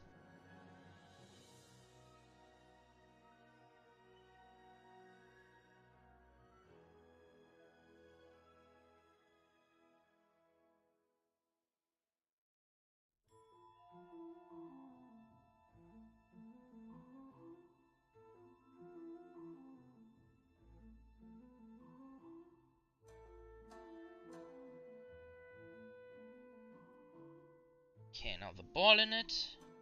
Oh wait, whoops. This is the ball within it. This is technically what emanates the force, I would think. I'm going to put a little bit of like blue light on the surroundings.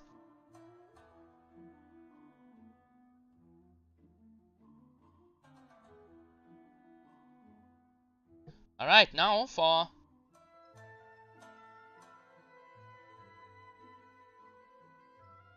I will do the same thing as for the...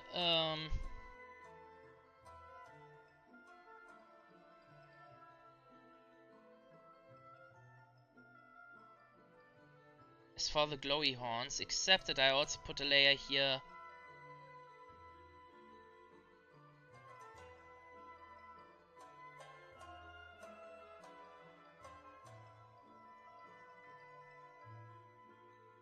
That overlaps with the stuff surrounding it.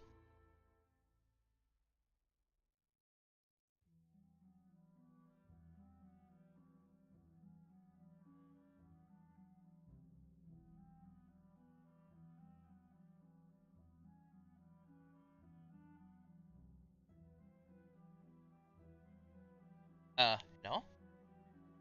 Oh cool, my eraser isn't broken. Perfect time for, perfect time to almost be done here.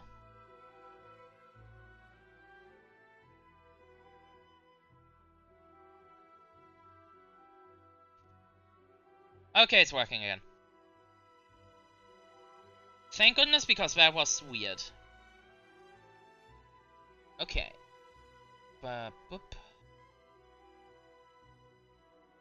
Now this, and then I put this in the same layer as the hard light.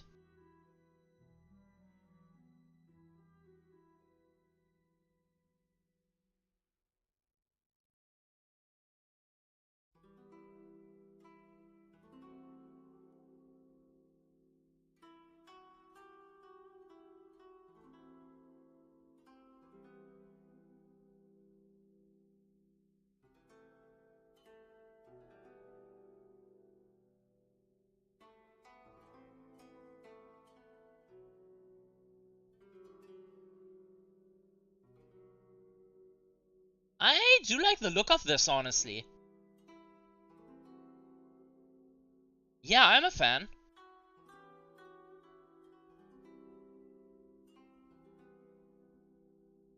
Alright, next part. Boom.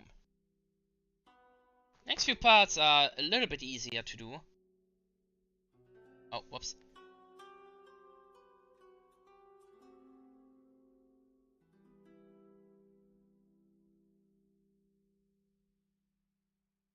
Since the stuff surrounding it is already...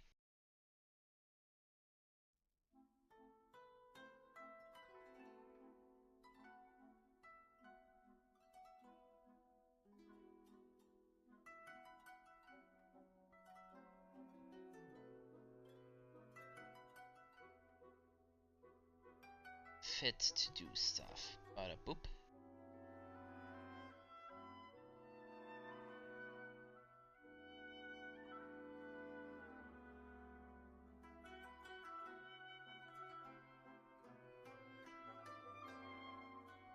And since it's mostly tights and shades of grey.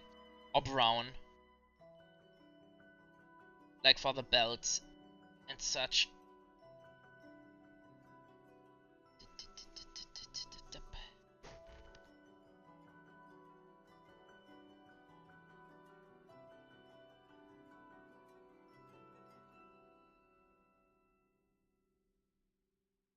Okay, that is this. Next part is making stuff darker.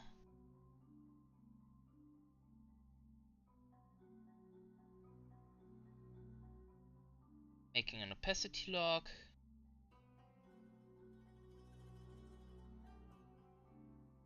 Boom boom.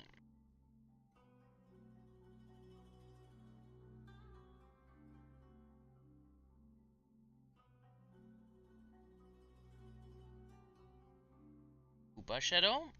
Bum bum. Bum. Bum.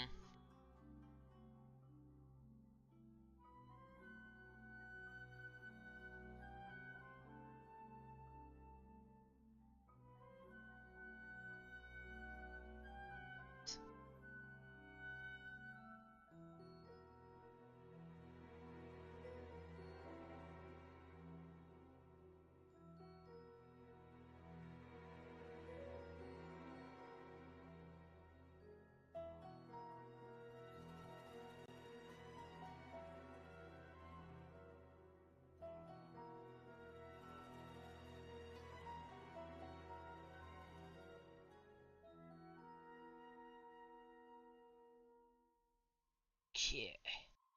That is this part. I really like how it's currently going. So for this part, for the tights.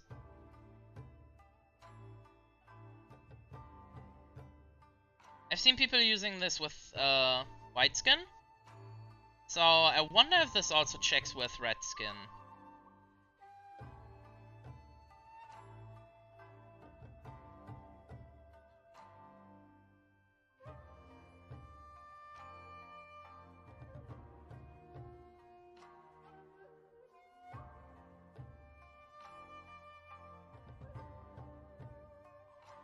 Okay.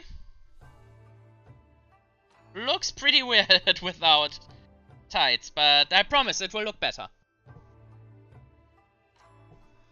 So now I'm going to duplicate this. Block. And I color over this. And make it like this color.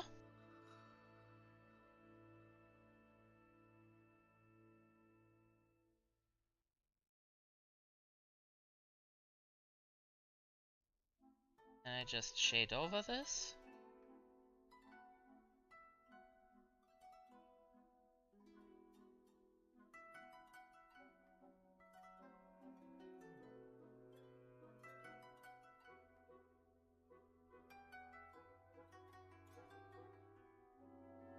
Then if all works well, I'm going to use this watercolor one.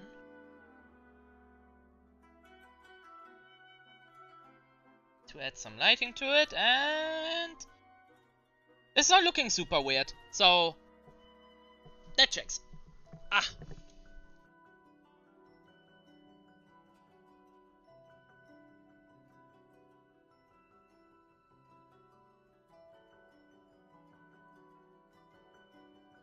Alright, color. Color is gonna be a bright gray.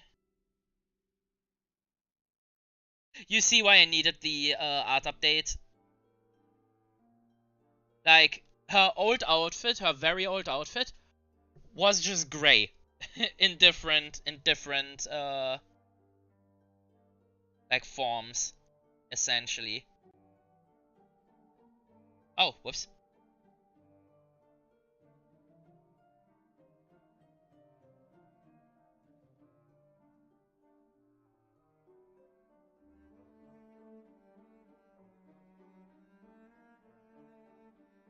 Then I need white for the collar. Okay, I kinda need to disable this white. Perfect. I usually always like to go into like some yellowish tone, so that the shading doesn't look too the same.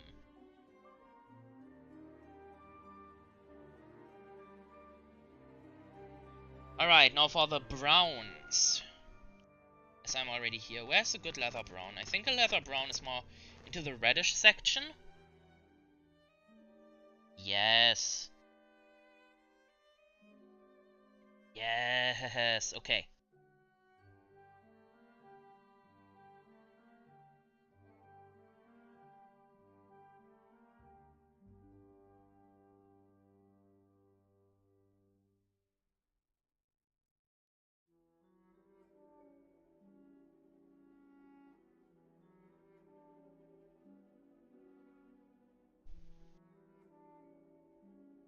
Don't know if we are playing this weekend, but if we are, I need to continue this on like on like the weekend at one point.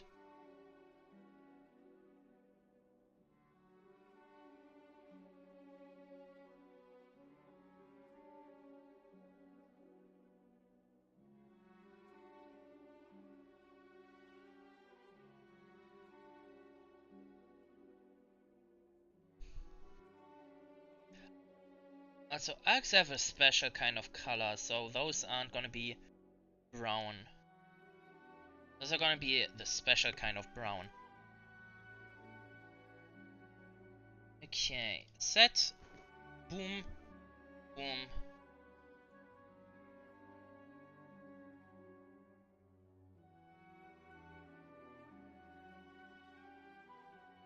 Funnily enough, I accidentally built Elden Ring Lilia exactly so that it checks.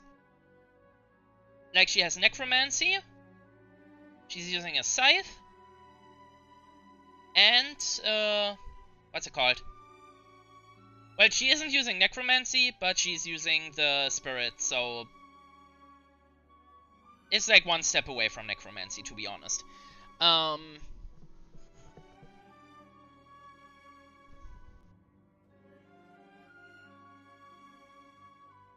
And it's also using Fire Magic, which is another thing that this Lilia really likes.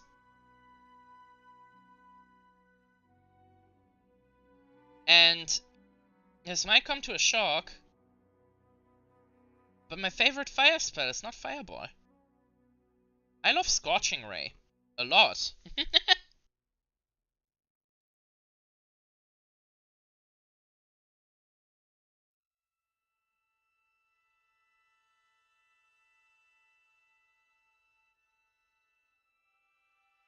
Oh. Shadow doesn't go there. Shadow goes here, though. Shadow might be applicable here.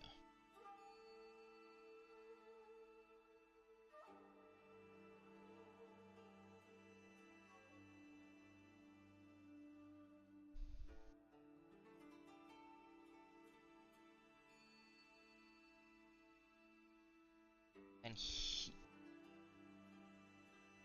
Yeah, looks good so far. Looks good, looks good.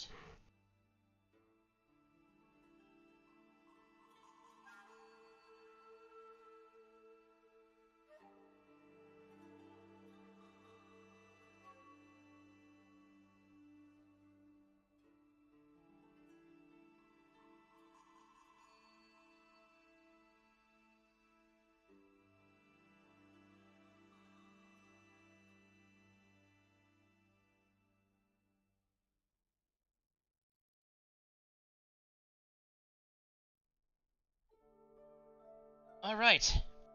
For the Uggs. I think it's like this brown?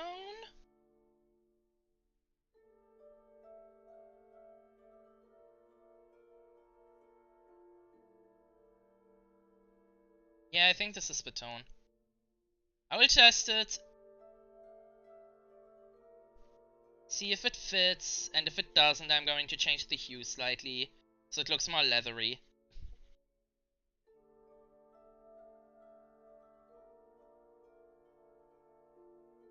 Though, honestly, most of the time won't see the feet because the token is gonna be the face, so I don't think it matters a lot. But yeah.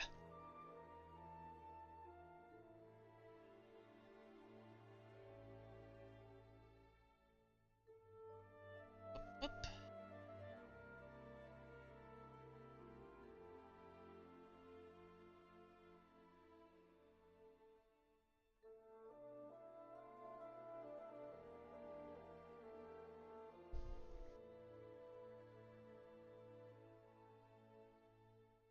Oh, I actually think I did pretty well on the shading on these.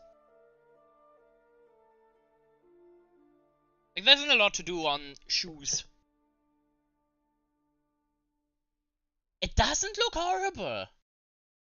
It really doesn't. Okay.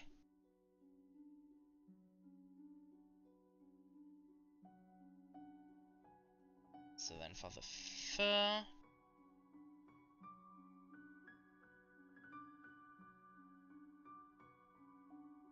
I can't believe this works. Okay.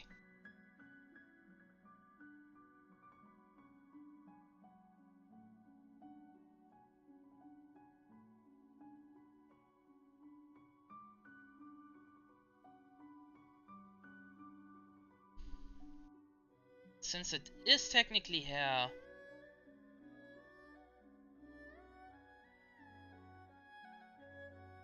I do want some highlights in that.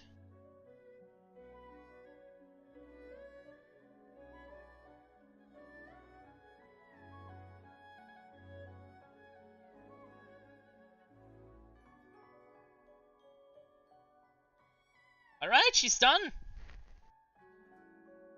Turn this off, merge visible.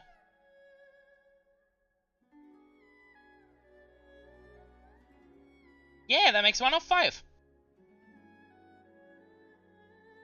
Oh, alright. I think I will call the stream for here. Oh, my hand. Fuck. I've been holding my tablet this entire time. Oh, haha. Sore muscle. Haha, haha, ow. But I really love their designs. Like, I think the ghost is one of my new favorites now with the idea of the lantern. Like, I think that looks super cool. Skeleton looks really cool. Putrid looks super nice. I do really like Rue's new form, new big form. This was definitely super productive stream. Really, really enjoyed this one. Give me a second to just screen cap it and send it as an upgrade to my group.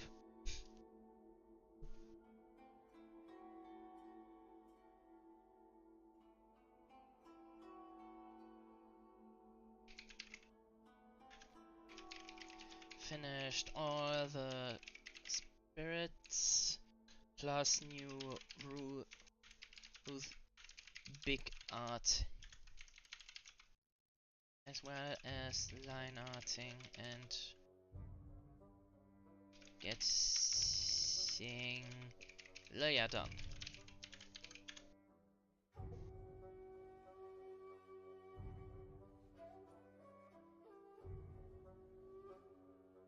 This was really productive.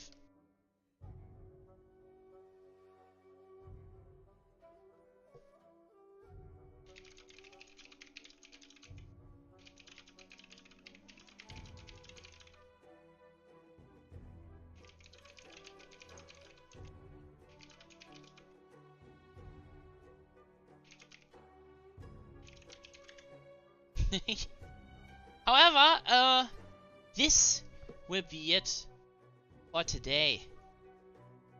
Oh, 100% upgrades.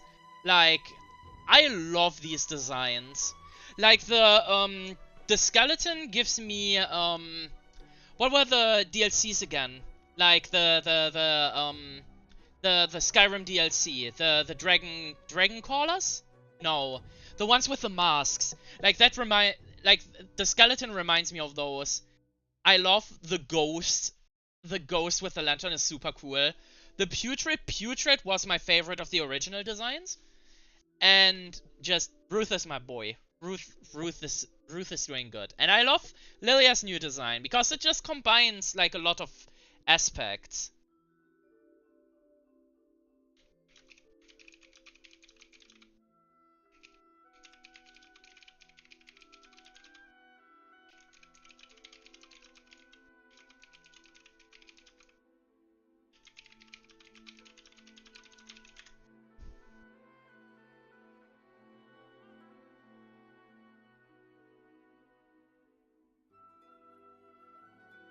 I think it's the Mirak.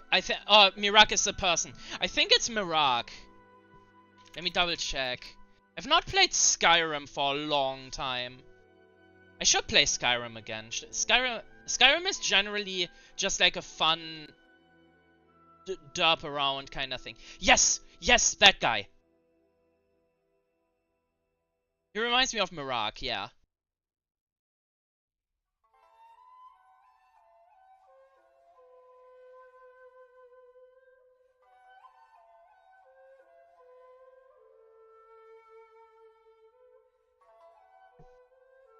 But, yay.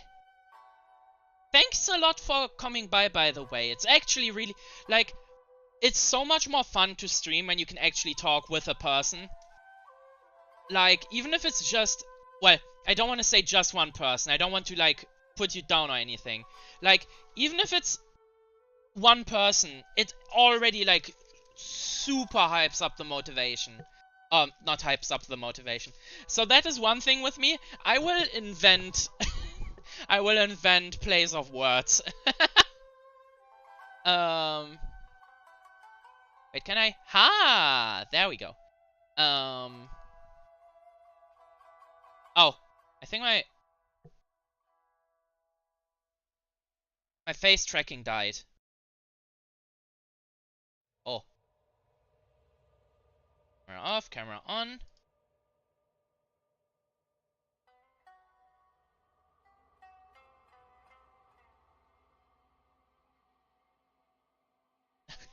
Okay, my face tracking died. So,